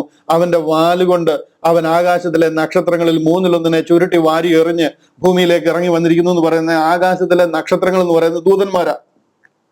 അതിലെ 1/3 എന്ന് പറയുന്ന ഈ സാത്താന്യ ദൂതന്മാരാ. മുഴുവൻ ദൂതന്മാരിലും 1/3 അത് ഇവന്റെ കൂടെ ആ മൂന്നിലൊന്നിനെ അവന്റെ വാലുകൊണ്ട് ചുരുട്ടി വാരി എറിഞ്ഞു എന്ന് പറയുന്നത് ആ ദൂതന്മാരിൽ മൂന്നിലൊന്ന് ഇവന്റെ കൂടെ അവരെ ചേർത്ത് ഭൂമിയിലേക്ക് ഇറങ്ങി വന്നിരിക്കുക. ആ സമയം നിങ്ങളൊന്ന് ആലോചിച്ച് നോക്കണം ഭൂമിയുടെ അവസ്ഥ എന്തായിരിക്കും എന്നുള്ളത്. ഇപ്പൊ അവൻ സ്വർലോകത്തില ഭൂമിയിൽ വരുമെന്നുണ്ടെങ്കിലും അവന്റെ വാഴ്ച ഭൂമിയിലേക്ക് മാറ്റുക. 3.5 വർഷത്തേക്ക് അവൻ ഇവിടെ ഉണ്ടാകും. അതിന് മുൻപിലത്തെ 3.5 വർഷവും അവന്റെ അധികാരത്തിൽ തന്നെയാ 7 വർഷത്തിൽ. പക്ഷെ ആദ്യത്തെ ആ 3.5 വർഷം അത് അത്ര കടുപ്പിക്കത്തില്ല. എന്നാൽ അടുത്ത 3.5 വർഷം അത് അതിപീഡനമാണ്. ആ മഹാപീഡനത്തിലേക്ക് കിടക്കുക. സാത്താന്റെ സാന്നിധ്യം ഭൂമിയിൽ, മിഖായേൽ അവനെ വെട്ടി ഭൂമിയിലേക്ക് ഇട്ടിരിക്കുക. സ്വർലോകത്തിൽ പിന്നെ സാത്താന്റെ ഇടം കണ്ടിട്ടില്ല, അവൻ അവിടെ ഇല്ല. അവന് സ്വർലോകം സാത്താൻ ഇല്ലാത്ത ഒരിടമായിട്ട് അന്ന് മുതൽ ആയിത്തീരുകയാണ്. അവനെ ഭൂമിയിലേക്ക് ഇടുക. അതിനുശേഷം ഈ ഭൂമിയിൽ നിന്നും വെട്ടി അഗാധ കൂപത്തിലേക്ക് കളയുക. 4-മത്തെ എന്താ പറയുന്നത് മൂവാണ്. അവനെ അവിടെ നിന്നും വെട്ടി അഗാധ കൂപത്തിലേക്ക് കളയുന്ന ഒരു രംഗമാണ്. ഇതാണ് സാത്താൻ കിടക്കുന്ന ഒരു സ്ഥലത്തേക്കാണ് ഇന്ന് റാപ്ചറിൽ ചേർക്കപ്പെട്ടിട്ടില്ല എന്നുണ്ടെങ്കിൽ ഇന്ന് കാണുന്ന ജനം പോകാൻ പോകുന്നത്. ഇന്ന് ഈ ജീവനോടിരിക്കുന്ന ആൾക്കാർ റാപ്ചറിൽ ചേർക്കപ്പെട്ടിട്ടില്ല എന്ന് വിചാരിച്ചു. ഇവരുടെ അന്ത്യം എന്ന് പറയുന്നത് ഇമ്മീഡിയറ്റ്ലി ആ റാപ്ചർ കഴിഞ്ഞു കഴിഞ്ഞാൽ ഉടനെ ഈ ലോകത്തിൽ വരാൻ പോകുന്ന സംഗതികൾ നിങ്ങൾക്ക് ചിന്തിക്കാൻ പറ്റത്തില്ല. ആദ്യത്തെ ചില ദിവസങ്ങൾ, ചില മാസങ്ങൾ കുഴപ്പമില്ല, ബട്ട് അതിലേക്കാണ് വരുന്നത്. ആ പീഡനങ്ങൾ ആരംഭിക്കും. അതിന്റെ ഒരു 3.5 വർഷം കഴിയുമ്പോഴത്തേന് ഈ സാത്താനെ വെട്ടി ഭൂമിയിലേക്ക് ഇടുക. അടുത്ത 3.5 വർഷം മരണം കൊതിക്കുക എന്ന് പറഞ്ഞു കഴിഞ്ഞാൽ ദൈവം പറഞ്ഞിരിക്കുക, അയ്യോ ഭൂമിക്ക് മഹാകഷ്ടം, അയ്യോ കഷ്ടം കഷ്ടം എന്ന് പറഞ്ഞിരിക്കുന്ന സമയമാണ്. ലോകമുണ്ടായതിൽ വെച്ച് ഇതുപോലെ ചുമ്മാതെ ചുട്ടരിയൊന്നുമല്ല, നിർത്തി കത്തിക്കുന്ന എന്താ പറയുന്നത്, ചൂള പോലെ കത്തി അഴിയും എന്നൊക്കെ പറയുന്ന സംഗതി വരാൻ പോകുന്ന സമയമാണ്. ആ സമയത്ത് മരിക്കാനും കഴിയത്തില്ല. മരിക്കാൻ ജനം കൊതിക്കുന്ന സമയമാണ്. ഈ സാത്താന്റെ അനുഭവത്തിലേക്ക് ഇതെല്ലാം നമുക്ക് ഞാൻ മുമ്പേ കാണിച്ചല്ലോ. എസെക്കിയേലിന്റെ ഭാഗം 28-ാമത്തെ അധ്യായം കാണിച്ചപ്പോൾ 28-ാമത്തെ അധ്യായം അതിന്റെ 12-ാമത്തെ വാക്യം ഒന്ന് കാണിക്കാം. ഈ 12-ാമത്തെ വാക്യം കാണിച്ചപ്പോൾ കണ്ടില്ല, മനുഷ്യപുത്ര, നീ സോർ രാജാവിനെ കുറിച്ചൊരു വിലാപം തുടങ്ങി അവനോട് പറയേണ്ടത്. ഇതിനെ പലരും പറയാറുണ്ട്, ഈ സോർ രാജാവിനോട് പറഞ്ഞിരിക്കുന്ന കാര്യമാണ് ഇതെല്ലാം. ഇതൊന്നും നിങ്ങൾ വിചാരിക്കുന്ന പോലെ സാത്താനെ കുറിച്ച് പറയുന്നതല്ല എന്നൊക്കെ ചിലർ പറയാറുണ്ട്. കാര്യങ്ങളെ മനസ്സിലാക്കേണ്ടുന്ന രീതിയിൽ മനസ്സിലാക്കാത്തവരാണ് ഇതിനെ ഇങ്ങനെയൊക്കെ പറയുന്നത്. ഓരോ ദേശത്തിനും തലവനായിട്ട് സാത്താൻ അവന്റെ ലീഡേഴ്സിനെ അസൈൻ ചെയ്തിട്ടുണ്ട്. ഓരോ ദേശത്തിനും മതിയായ രീതിയിൽ. ഇത് സോർ ദേശത്തിന് വേണ്ടി അസൈൻ ചെയ്തിരിക്കുന്നത്. ഈ സോർ എന്ന് പറയുന്നത് ടൈർ എന്ന് പറയുന്നത് ലെബനോനാണ് സോർ ദേശം എന്ന് പറയുന്നത്. ഈ ഓരോ ദേശത്തിനും വേണ്ടിയിട്ട് ഞാനതൊന്ന് മനസ്സിലാക്കി തരാൻ, നിങ്ങൾക്ക് ആരെങ്കിലും അങ്ങനെ പറയുകയാണെന്നുണ്ടെങ്കിൽ ആ സംശയം കിടക്കാതിരിക്കാൻ വേണ്ടിയിട്ട് ബൈബിൾ ക്ലാസ് ആണെന്നിട്ട് ഒരു വാക്യം കൊടുത്ത് കാണിക്കാം. ദാനിയേൽ പ്രവചനം 10-ാം അധ്യായം അതിന്റെ 13-ാമത്തെ വാക്യം കാണിക്കാം. അവിടെ പറയുന്നുണ്ട്, ദാനിയേലിന്റെ അടുക്കൽ 10-ാമത്തെ അധ്യായം ഗബ്രിയേൽ ദൂതൻ വരുന്ന രംഗമൊക്കെയാ. അവിടെ പറയുന്നുണ്ട്, പാർസി രാജ്യത്തിന്റെ പ്രഭു 21 ദിവസം എന്നോട് എതിർത്ത് നിന്നു. ഇത് പേർഷ്യക്ക് വേണ്ടി അസൈൻ ചെയ്തിരിക്കുന്ന ഒരാളുണ്ട്. ഇത് ഗബ്രിയേൽ ദൂതൻ വന്ന് ദാനിയേലിനോട് പറയുക, ഞാൻ നിന്റെ പ്രാർത്ഥനയ്ക്ക് മറുപടിയായിട്ട് വന്നു, പക്ഷെ വന്നപ്പോൾ പാർസി രാജ്യത്തിന്റെ പ്രഭു, ഇതാണ് പേർഷ്യ, ഇറാന്റെ പ്രഭു 21 ദിവസം എന്നോട് എതിർത്ത് നിന്നു. എങ്കിലും പ്രധാന പ്രഭുക്കന്മാരിൽ ഒരുത്തനായ മിഖായേൽ എന്നോട് കൂടെ ഉണ്ടായിരുന്നു, എന്നെ സഹായിപ്പാൻ വന്നു. ഗബ്രിയേലിനെ തടഞ്ഞു നിർത്തിയിരിക്കുക. അത്രയ്ക്ക് പവർഫുൾ അവന്. ദാനിയേല് ലോകത്തിലായിരുന്നപ്പോൾ, കോരശ രാജാവിന്റെ കൊട്ടാരത്തിൽ താൻ പ്രാർത്ഥിച്ചായിരുന്നപ്പോൾ ദൈവം മിഖായേലിനെ അയച്ച മിഖായേലിനെ തടഞ്ഞു നിർത്താൻ കഴിവുള്ളവനവന്. നിങ്ങൾ അവനെ വെറും നിസാരമായിട്ട് കാണരുത്. നമ്മളെയൊക്കെ നിസാരമായിട്ട് അവനെ തടഞ്ഞു നിർത്താൻ പറ്റും. അങ്ങനെ നമ്മൾ നിൽക്കാതിരിക്കണം എന്നുണ്ടെങ്കിൽ കർത്താവിന്റെ കൃപയിൽ ആശ്രയിക്കണം. അല്ലെങ്കിൽ അവന്റെ ആ ഒരു അത്യന്ത ശക്തിയിൽ വിശ്വസിക്കുന്നവർക്ക് അവൻ തന്റെ പരിശുദ്ധാത്മാവിന്റെ ശക്തിയാൽ നമ്മുടെ മേലെ നിറച്ചിരിക്കുന്നുണ്ടാകും. നമുക്കത് പ്രോബ്ലം ഉണ്ടാകാതായിരിക്കുന്നത്, നമ്മളെ കരുതുന്നത്. എങ്കിലും പ്രധാന പ്രഭുക്കന്മാരിൽ ഒരുത്തനായ മിഖായേലിനെ സഹായിപ്പാൻ വന്നു. അവനെ പാർസി രാജാക്കന്മാരുടെ കൂടെ അവിടെ വിട്ടയച്ചു. അതിന്റെ അടുത്ത വാക്യം കണ്ടില്ല, അതിന്റെ 20-ാമത്തെ വാക്യം കൊടുത്ത് കാണിക്കുക. 20-ാമത്തെ വാക്യത്തിൽ ഒന്ന് വായിച്ചേ. അവിടെ കണ്ടില്ലയോ, അതിന് അവൻ എന്നോട് പറഞ്ഞത്, ഞാൻ നിന്റെ അടുക്കൽ വന്നിരിക്കുന്നത് എന്തിനെന്ന് നീ അറിയുന്നുവോ? ഞാനിപ്പോൾ പാർസി പ്രഭുവിനോട് യുദ്ധം ചെയ്യുവാൻ മടങ്ങിപ്പോവും. ഗബ്രിയേൽ പറയാം, ഞാനിപ്പോ പാർസിയിലെ ആ പ്രഭുവിനോട് യുദ്ധം ചെയ്യാൻ മടങ്ങിപ്പോവും. ഞാൻ പുറപ്പെട്ട ശേഷമോ യവന പ്രഭു വരും. ഞാൻ പോയി കഴിയുമ്പോഴത്തേന് ഗ്രീക്കിന്റെ അധിപതി വരും. ഓരോ ദേശത്തിനും അതാത് വേണ്ടുന്ന രീതിയിൽ ഓരോ പ്രഭുക്കന്മാരെ ആക്കിയിരിക്കുക. ഇതാണ് മുമ്പേ പറയുന്ന സോർ രാജ്യത്തിന്റെ പ്രഭു എന്ന് പറയുന്നത്. ഇവരെ എല്ലാം വേണ്ടുന്ന പോലെ സാത്താൻ അസൈൻ ചെയ്തേക്കുക. മനസ്സിലായോ? ആ സോർ രാജ്യത്തിന്റെ, സോർ എന്ന് പറയുന്ന രാജ്യം ടയർ എന്ന് പറയുന്ന രാജ്യമാണ്. അത് ലെബനോനാ. ഈ പാർസി എന്ന് പറയുന്ന ഈ ഇറാനാ. യവന രാജ്യം എന്ന് പറയുന്നത് ഗ്രീസാ. ഇതുപോലെ ഓരോ രാജ്യങ്ങൾക്കും അവൻ വേണ്ടുന്ന പോലെ അസൈൻ ചെയ്തിട്ടുണ്ട്. ഹല്ലേലൂയ. അപ്പോഴ് ഞാൻ പറഞ്ഞു വന്നത് ഇതാണ്, ബൈ ചാൻസ് നമ്മള് ഈ സ്വർഗരാജ്യത്തിൽ അല്ലെങ്കിൽ നമ്മുടെ റാപ്ചറിൽ ചേർക്കപ്പെടാതെ പോകുന്ന ഒരനുഭവം, നമ്മള് ഇതല്ല ശരി, അതാണ് ശരി, ഞങ്ങളുടെ അപ്പച്ചന്മാർ ഇങ്ങനെയാണ് പഠിപ്പിച്ചിരിക്കുന്നത്, പാരമ്പര്യം ഇങ്ങനെയാണ് എന്നൊക്കെ പറഞ്ഞു നിന്ന് കഴിഞ്ഞാൽ കർത്താവ് കാഹളം ധ്വനിക്കും, നമ്മൾ ഇവിടുന്ന് പോകും. ഇവിടെ നിൽക്കുന്ന മറ്റാൾക്കാരെ ഇങ്ങനെ തലേ ചൊറിഞ്ഞുകൊണ്ട് ഇവിടെ നിൽക്കും. എന്താ നടന്നതെന്ന് പോലും അറിയത്തില്ല. എന്തുകൊണ്ടാണ് നമ്മൾ പോകാതിരുന്നതെന്ന് പോലും അവർക്ക് മനസ്സിലാകത്തില്ല. എന്നാൽ പോകാതിരുന്നാൽ ഈ പാവങ്ങൾക്ക് ഒരവസരം കൂടെ കിട്ടുമായിരുന്നുണ്ടെങ്കിൽ ഞാൻ എൻ്റെ തോട്ടയിലെ വെള്ളം കളയത്തില്ലായിരുന്നു. ഒരവസരം കൂടെ കിട്ടുമായിരുന്നുണ്ടെങ്കിൽ ഒരവസരവുമില്ല, അതോട് തീർന്നു. അതിനുശേഷം പിന്നെ ഈ മഹാഉപദ്രവത്തിലേക്ക് കടക്കുക. അവിടെ നമ്മളെ രക്ഷിക്കുന്ന ഒരു കാലഘട്ടമല്ല അത്. മക്കളുടെ അപ്പം അതെടുത്ത് നായ്ക്കുട്ടികൾക്ക് ഇട്ടുകൊടുക്കത്തില്ല എന്ന് പറയുന്ന ഒരു കാലഘട്ടത്തിലേക്ക് കടക്കുക. ഇതാകുന്നു രക്ഷാദിവസം. കൃപായുഗത്തിന്റെ വാതിലടയും. പിന്നെ കൃപയാലുള്ള രക്ഷ എന്ന് പറയുന്ന ഒരു സംഗതി നമുക്ക് ഓപ്പൺ അല്ല. ഇത് തിരിച്ചു വീണ്ടും യഹൂദനെ യഥാസ്ഥാനപ്പെടുത്തുന്ന പദ്ധതിയിലേക്ക് പോകും. അവിടെ നമ്മൾ രക്ഷിക്കപ്പെടാനുള്ള ഒരേ ഒരു ഓപ്ഷൻ, ഏതെങ്കിലും യഹൂദന്മാരെ ആ സമയത്ത് നമ്മൾ സഹായിക്കുകയും പ്രൊട്ടക്ട് ചെയ്യുകയും അവർക്ക് വേണ്ടുന്നതൊക്കെ ചെയ്തു കൊടുക്കുകയും ചെയ്യുന്ന ഒരു സാഹചര്യമാണ് പിന്നീട് നമുക്കുള്ളൊരു ഓപ്ഷൻ. അത് നിങ്ങൾ ചിന്തിക്കുക പോലും വേണ്ട അങ്ങനെ നടക്കുമെന്ന്. ആർക്കെങ്കിലും മില്യണിൽ ഒരാൾക്കോ ചിലർക്കോ കിട്ടിയാൽ, അങ്ങനെ ഭാഗ്യം കിട്ടിയാൽ കിട്ടിയെന്ന് വരാം. ഒരു ചെറിയ കൊറോണ ഉണ്ടായിട്ട് നമുക്ക് വെളിയിൽ മരുന്ന് മേടിക്കാൻ മെഡിക്കൽ സ്റ്റോറിൽ പോകാൻ വെളിയിൽ ഇറങ്ങാൻ പറ്റുന്നില്ലായിരുന്നു. അതിൻ്റെയൊക്കെ തമ്പുരാൻ സംഗതിയാ വരാൻ പോകുന്നത്. ഇവിടുന്ന് ക്വാറന്റൈനും ചെയ്ത് നമുക്ക് വെളിയിൽ ഇറങ്ങാൻ പറ്റാതെ 666 അടിച്ച് അന്നത്തേക്ക് മാത്രമുള്ള ആഹാരം തന്ന ഒരു പ്രത്യേക സാഹചര്യമായിരിക്കും ഇവിടെ ആകാൻ പോകുന്നത്. ഇവിടുന്ന് ഞങ്ങൾ ആരെങ്കിലൊക്കെ സഹായിച്ച് രക്ഷപ്പെടാമെന്നൊക്കെ ചിന്തിക്കുന്നുണ്ടെങ്കിൽ I leave it to you. ഇവിടെ ഇന്ന് വിശ്വസിക്കുമ്പോൾ രക്ഷിക്കപ്പെടുന്ന ദിവസം അല്ലെന്നുണ്ടെങ്കിൽ ആ ഒരു രക്ഷാ പദ്ധതിയിലാണ് നമ്മൾ ആയിരിക്കുന്നത് എന്ന് ഞാൻ നിങ്ങളെ വീണ്ടും ഓർപ്പിക്കുക. നമ്മൾ റോമാലേഖന പട്ടണത്തിലാണല്ലോ ആയിരിക്കുന്നത്. സാഹചര്യത്താൽ സംഗതി വശാൽ ഞാൻ അത് ഓർപ്പിച്ചു എന്നുള്ളതേ ഉള്ളൂ. 22-ാമത്തെ വാക്യം വരെ നമ്മൾ ചിന്തിച്ചത്, നാം നമ്മുടെ പൂർവ്വ മഹത്വത്തിൽ നിന്നും ഈ സകല സൃഷ്ടിയും വീണിരിക്കുന്നു. അതിനെല്ലാം ദൈവം മടക്കിക്കൊണ്ടുവരുന്ന ഒരു ദിനമുണ്ട്. ആ ദിനം മനുഷ്യപുത്രന്മാരുടെ വീണ്ടെടുപ്പ് നാളാ. അവര് തേജസ്കരിക്കപ്പെടുന്ന നാളാ. ആ തേജസ്കരിക്കപ്പെടുന്ന നാളിനായിട്ട് അവർ ഇതെല്ലാം ഈ സൃഷ്ടികൾ മുഴുവനും ഈറ്റുന്നവോട് കാത്തിരിക്കുന്നു എന്ന് പറയാം. ഞാൻ ആ വാക്യം ഒന്നുകൂടെ പ്രൊജക്ട് ചെയ്യാം. തിരിച്ച് നമുക്ക് റോമാലേഖനത്തിലേക്ക് വരാം. റോമാലേഖനം 8-ാം അധ്യായം അതിന്റെ 22-ാമത്തെ വാക്യത്തിലേക്ക് വരാം. അവിടെ ഇങ്ങനെയാണ് പറയുന്നത്, റോമർ 8:22. അതിലിങ്ങനെയാ പറയുന്നത്, സർവ്വ സൃഷ്ടിയും ഇന്ന് വരെ, ഞാൻ ഒന്നുകൂടെ അതിന്റെ മേലെ മുതലേ വായിക്കാം, അപ്പൊ നിങ്ങൾക്ക് കുറച്ചുകൂടെ അതിന്റെ ഒരു കണക്ടിവിറ്റി കിട്ടും. 19 മുതൽ വായിക്കാം. സൃഷ്ടി ദൈവപുത്രന്മാരുടെ വെളിപ്പാടിനെ ആകാംക്ഷയോടെ കാത്തിരിക്കുന്നു. ഏത് സൃഷ്ടി? സകല സൃഷ്ടിയും ദൈവപുത്രന്മാരുടെ വെളിപ്പാടിനെ, അതാരാ? നമ്മുടെ വെളിപ്പാടിനെ, നമ്മുടെ ആ തേജസ്കരണത്തിനെ ആകാംക്ഷയോട് കാത്തിരിക്കുന്നു. സൃഷ്ടി ദ്രവത്വത്തിന്റെ ദാസ്യത്തിൽ നിന്ന്, അതായത് ഇപ്പോഴായിരിക്കുന്ന ഒരു ഡീക്കേയിങ് അവസ്ഥയിൽ നിന്ന്, ആ ഒരു ക്യാപ്റ്റിവിറ്റിയിൽ നിന്ന് ദൈവമക്കളുടെ തേജസ്സാകുന്ന സ്വാതന്ത്ര്യം പ്രാപിക്കും എന്നുള്ള ആശയോട് മായയ്ക്ക് കീഴ്പ്പെട്ടിരിക്കുന്നു. അങ്ങനെ ഒരു മായയ്ക്ക് അവർ അടിമപ്പെട്ടായിരിക്കുന്നു. മനഃപൂർവ്വമായിട്ടല്ല, അതിനെ കീഴ്പ്പെടുത്തിയവന്റെ കൽപ്പന നിമിത്തം അത്രേ. ഇത് അതിനോട് ദൈവം കൽപ്പിച്ചിരിക്കുക, ഇത്ര നാൾ ഇങ്ങനെ ആയിരിക്കണം, കാര്യം ഇന്നതാണ്. അത് ദൈവജനം, ഞാൻ സൃഷ്ടിച്ച എൻ്റെ ജനം, അവര് വീണുപോയിരിക്കുന്നു. അവരുടെ മഹത്വത്തിൽ നിന്ന് അവർ വീണുപോയിരിക്കുന്നു. അവരെ ഞാൻ റീസ്റ്റോർ ചെയ്യുകയും അവർക്ക് ആ പുതിയ പൂർവ്വ മഹത്വത്തിലേക്ക് അവർ മടങ്ങി വരികയും ചെയ്യുന്ന ഒരു ദിനമുണ്ട്. അന്ന് നിങ്ങളുടെ ആ ഒരു മഹത്വം, പൂർവ്വ മഹത്വത്തിലേക്ക് നിങ്ങളും മടങ്ങി വരും എന്നതിനോട് പറഞ്ഞിട്ടുണ്ട്. അതുവരെ അതിന്റെ കൽപ്പന നിമിത്തം അത് കീഴ്പ്പെട്ടായിരിക്കുകയാണ്. സർവ്വ സൃഷ്ടിയും ഇന്ന് വരെ ഒരുപോലെ, അതെങ്ങും തീർന്നിട്ടില്ല, ഇന്നും അങ്ങനെ തന്നെയാണ്, ഒരുപോലെ ഞരങ്ങി ആ ഈറ്റുനോവോട് ഇരിക്കുന്നു എന്ന് നാം അറിയുന്നുവല്ലോ. നമ്മൾ എത്ര പേർക്ക് അത് അറിയാം എന്നറിയത്തില്ല. നമുക്ക് അറിയാത്തതിന്റെ കാര്യം, നമ്മൾ ഈ വിഷയങ്ങളൊന്നും പഠിക്കേണ്ട പോലെ പഠിച്ചിട്ടില്ല. റൈറ്റ്ലി ഡിവൈഡ് ചെയ്ത് പഠിച്ചിട്ടില്ല. മിസ്റ്ററി റെവലേഷൻ എന്താണെന്ന് പഠിച്ചിട്ടില്ല. അതുകൊണ്ട് നമുക്ക് ഒത്തിരി പേർക്ക് ഈ വാക്യമൊന്നും അറിയത്തില്ല. ഈ വാക്യത്തെ കുറിച്ചൊക്കെ ഒത്തിരി തെറ്റായ വ്യാഖ്യാനങ്ങൾ ഞാൻ കേട്ടിട്ടുണ്ട്. പക്ഷെന്നുണ്ടെങ്കിൽ അതാ സത്യം അറിയാത്തത് കൊണ്ടാണ്. 23-ാമത്തെ വാക്യത്തിലേക്ക് വരാം. 23-ാം വാക്യത്തിൽ ഇങ്ങനെയാ പറയുന്നത്, ആത്മാവെന്ന ആദ്യ ദാനം ലഭിച്ചിരിക്കുന്ന നാമും നമ്മുടെ ശരീരത്തിന്റെ വീണ്ടെടുപ്പായ പുത്രത്വത്തിന് കാത്തുകൊണ്ട് ഉള്ളിൽ ഞരങ്ങുന്നു. നമ്മളും ഈ ഒരു ഉള്ളിൽ ഞരങ്ങിക്കൊണ്ടായിരിക്കുക. എന്തിനു വേണ്ടി? നമ്മുടെ ഈ ശരീരത്തിന്റെ വീണ്ടെടുപ്പായ പുത്രത്വം ലഭിക്കുന്നത്. ഞാൻ അതിലേക്ക് വരാം.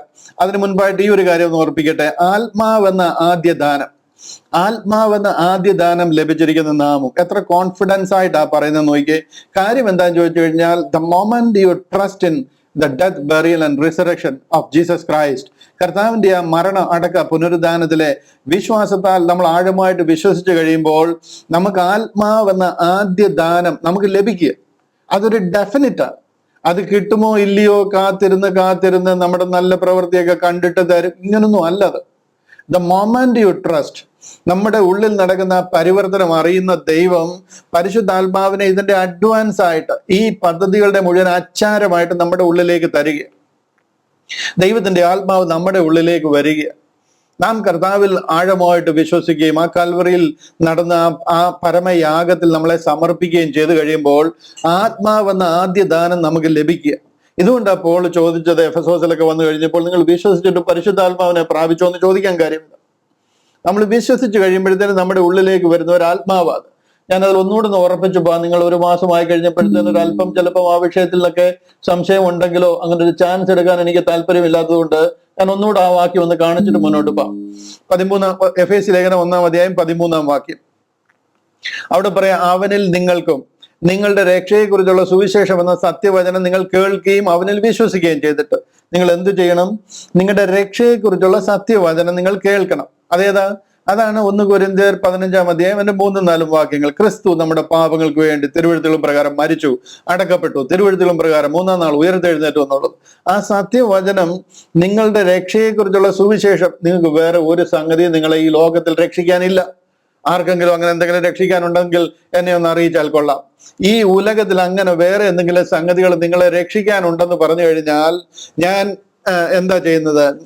ഏറ്റവും വലിയ, എന്നെ കൊണ്ട് ചെയ്യാവുന്ന ഏറ്റവും വലിയ ഒരു റിവാർഡ് നിങ്ങൾക്ക് അയച്ചു തരാനായിട്ട് കഴിയും. ഈ ഗേറ്റ് മിനിസ്ട്രി എന്ന് പറയുന്ന പ്രസ്ഥാനം വന്ന് പൂട്ടിക്കെട്ടിത്തരാം. ഇതല്ലാതെ വേറെ എന്തെങ്കിലും രക്ഷാ പദ്ധതി ഉലകത്തിലുണ്ട് എന്ന് ആർക്കെങ്കിലും സമർത്ഥിക്കുവാൻ കഴിയുമെന്നുണ്ടെങ്കിൽ വേറെ ഒരു പദ്ധതിയുമില്ല. ഉണ്ടായിരുന്നുണ്ടെങ്കിൽ കർത്താവ് അത് ഏദൻ തോട്ടത്തിൽ ചെയ്തിരുന്നേനെ. അത് ഗത്സമന തോട്ടത്തിൽ പുത്രൻ കരഞ്ഞു ചോദിക്കുക, വേറെ എന്തെങ്കിലും ഓപ്ഷൻ ഉണ്ടോ? ഞാൻ ഈ കപ്പ് കുടിക്കാതെ, ഈ പാനപാത്രം നീങ്ങിപ്പോകാൻ വേറെ എന്തെങ്കിലും ഓപ്ഷൻ ഉണ്ടോ എന്ന് ചോദിക്കുമ്പോൾ പിതാവ് മുഖം മറച്ചു കളയുക. കാൽവറിയിൽ പിതാവേ നീ എന്നെ കൈവിട്ടത് എന്താന്ന് ചോദിക്കുമ്പോൾ മുഖം മറച്ചു കളയുക. വേറെ യാതൊരു ഓപ്ഷനും ഇല്ല. It has to happen in this way. ഇതാണ് നമ്മുടെ സുവിശേഷം. ഈ സുവിശേഷം, നിങ്ങളുടെ രക്ഷയെക്കുറിച്ചുള്ള സുവിശേഷം എന്ന സത്യവചനം നിങ്ങൾ കേൾക്കണം. ആദ്യം ഇത് കേൾക്കണം, ചെവിയിൽ ഇത് കേൾക്കണം, അവനിൽ വിശ്വസിക്കണം. അത് വിശ്വസിക്കുകയും ചെയ്തു കഴിയുമ്പോൾ അടുത്ത ആദ്യമേ നടക്കുന്ന പടി ഇതാ. തന്റെ സ്വന്തം ജനത്തിന്റെ വീണ്ടെടുപ്പിന് വേണ്ടി, തന്റെ മഹത്വത്തിന്റെ പുകഴ്ചയ്ക്കായിട്ട് നമ്മുടെ അവകാശത്തിന്റെ അച്ചാരം, അതായത് നമ്മുടെ അവകാശമായത് അതിന്റെ അച്ചാരം എന്ന് പറഞ്ഞാൽ അതിന്റെ ഡൗൺ പേയ്മെന്റ്, അതിന്റെ അഡ്വാൻസ്, ആ അച്ചാരമായ വാഗ്ദത്തത്തിൽ പരിശുദ്ധാത്മാവിനാൽ മുദ്രയിട്ടിരിക്കുന്നു. ഇതാണ് ആദ്യമേ നടക്കുന്നത്. ഇതുകൊണ്ടാണ് ഇപ്പൊ നമ്മള് റോമാലേഖനത്തിൽ വായിച്ചത്, നമ്മുടെ ആത്മാവെന്ന ആദ്യ ദാനം, ഈ അച്ചാരം, ഈ അഡ്വാൻസ് ഇത് തന്ന് നമ്മളെ ആ ഒരു വിഷയത്തിൽ മുദ്രയിടുക.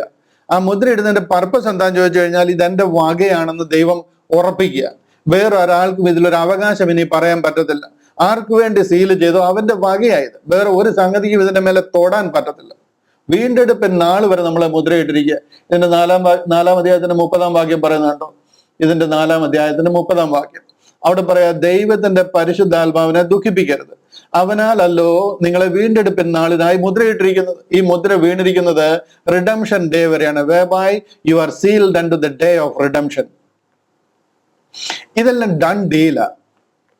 ഇവിടെ യാതൊരു സംശയമോ ഇതിനകത്തിൽ എന്തെങ്കിലും സന്ദേഹമോ ഉള്ള വിഷയമല്ല. ഇതുകൊണ്ടാണ് പറയുന്നത്, 8-ാം അധ്യായം, ഇതുകൊണ്ടാണ് നമ്മളിപ്പം റോമാലേഖനത്തിന്റെ 8-ാം അധ്യായത്തിൽ ഇങ്ങനെ വായിച്ചത്. ആത്മാവെന്ന ആദ്യ ദാനം നമുക്ക് ലഭിച്ചേക്കുക. മനസ്സിലായോ? ആ ആത്മാവെന്ന ദാനം നമുക്ക് ലഭിച്ചില്ലെങ്കിൽ ഇതിന്റെ 8-ാം അധ്യായത്തിന് മുമ്പ് വായിച്ച വാക്യങ്ങളിൽ ഇതിന്റെ 9-ാമത്തെ വാക്യം കണ്ടില്ലേ? ഈ അധ്യായത്തിന്റെ തന്നെ 9-ാം വാക്യത്തിൽ പറയാണ്, ക്രിസ്തുവിന്റെ ആത്മാവില്ലാത്തവൻ അവനുള്ളവനല്ല. നമ്മൾ രക്ഷിക്കപ്പെട്ട് കഴിയുമ്പോഴത്തേന് ഈ ആത്മാവ് നമ്മുടെ ഉള്ളിലേക്ക് വരിക. അതിനെ പിന്നെ ദുഃഖിപ്പിക്കരുത്. നമ്മുടെ പ്രവൃത്തികൾ, നമ്മുടെ സംസാരം, നമ്മുടെ ഇടപാടുകൾ, കൊടുക്കവാങ്ങലുകൾ, നമ്മുടെ നിലവുകൾ എല്ലാം അതിനെ ദുഃഖിപ്പിക്കാവുന്നതാണ്. അതിനെ ദുഃഖിപ്പിക്കരുത് എന്ന് പറയുക. കാര്യം അതിനായിട്ടല്ലോ നിങ്ങളെ വീണ്ടെടുപ്പിൻ നാളിനായി മുദ്രയിട്ടിരിക്കുന്നത്. എന്തെങ്കിലും ദുഃഖിപ്പിച്ചു കഴിഞ്ഞാൽ വിട്ടേച്ച് പോകുന്ന ആൾക്കാർ പറഞ്ഞത്, ദുഃഖിപ്പിക്കാത്ത ഏതെങ്കിലും ഒരു 10 മിനിറ്റ് നിങ്ങളുടെ ജീവിതത്തിലുണ്ടോ? ഒരു 5 മിനിറ്റ് ഉണ്ടോ? ആരുടെയെങ്കിലും ഉണ്ടോ? ഈ ഉലകത്തിലുള്ള ആരെങ്കിലും ഉണ്ടോ നീതിമാനായിട്ട് പരിശുദ്ധാത്മാവിനെ ദുഃഖിപ്പിക്കാത്ത രീതിയിൽ ജീവിക്കാൻ കഴിയുന്നവർ? നമ്മൾ ദുഃഖിപ്പിക്കുന്ന രീതിയിൽ നമ്മൾ പലതും ചെയ്യും. അങ്ങനെ ചെയ്യാതിരിക്കാൻ ശ്രദ്ധിക്കണം. കർത്താവിന്റെ കൃപയാൽ നമ്മുടെ അകത്തെ മനുഷ്യനിലേക്ക് ആത്മാവ് വന്നിരിക്കുക. ആ ആത്മാവിനെ അനുസരിച്ച് നമ്മുടെ പുറത്തെ മനുഷ്യനെ കൺട്രോൾ ചെയ്ത് ജീവിക്കണം. അതിനാലല്ലോ നമ്മളെ ഒടുക്കത്തെ നാളിലേക്ക് മുദ്രയിട്ടിരിക്കുന്നതെന്ന് പറയുക. ക്രിസ്തുവിന്റെ ആത്മാവില്ലാത്തവൻ നമുക്കുള്ള ദൈവത്തിനുള്ളവനല്ല. ആ രീതിയിൽ നമ്മളെ ആ ഒരു അഡ്വാൻസ് തന്ന നമ്മുടെ വിഷയത്തിലേക്ക് തിരിച്ചു വരാം. 23-ാമത്തെ വാക്യമാണ് നമ്മൾ ചിന്തിക്കുന്നത്. 23-ാമത്തെ വാക്യത്തിൽ പറയാം, ആത്മാവെന്ന ആദ്യ ദാനം ലഭിച്ചിരിക്കുന്ന നാമം നമ്മുടെ ശരീരത്തിന്റെ വീണ്ടെടുപ്പായ പുത്രത്വത്തിന് കാത്തുകൊണ്ട് ഉള്ളിൽ ഞരങ്ങുന്നു. അതിന്റെ ഫസ്റ്റ് ലൈനിലാണ് നമ്മൾ നിൽക്കുന്നത്. ആത്മാവെന്ന ആദ്യ ദാനം അത് നമുക്ക് ലഭിച്ചിരിക്കുക.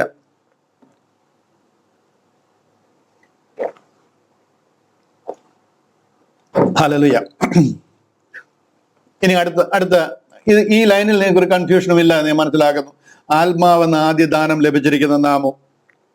അടുത്തതായിട്ട് നമ്മുടെ ശരീരത്തിന്റെ വീണ്ടെടുപ്പായ പുത്രത്വം. ഇതൊരു പുത്രത്വം. എന്താണ് പുത്രത്വം?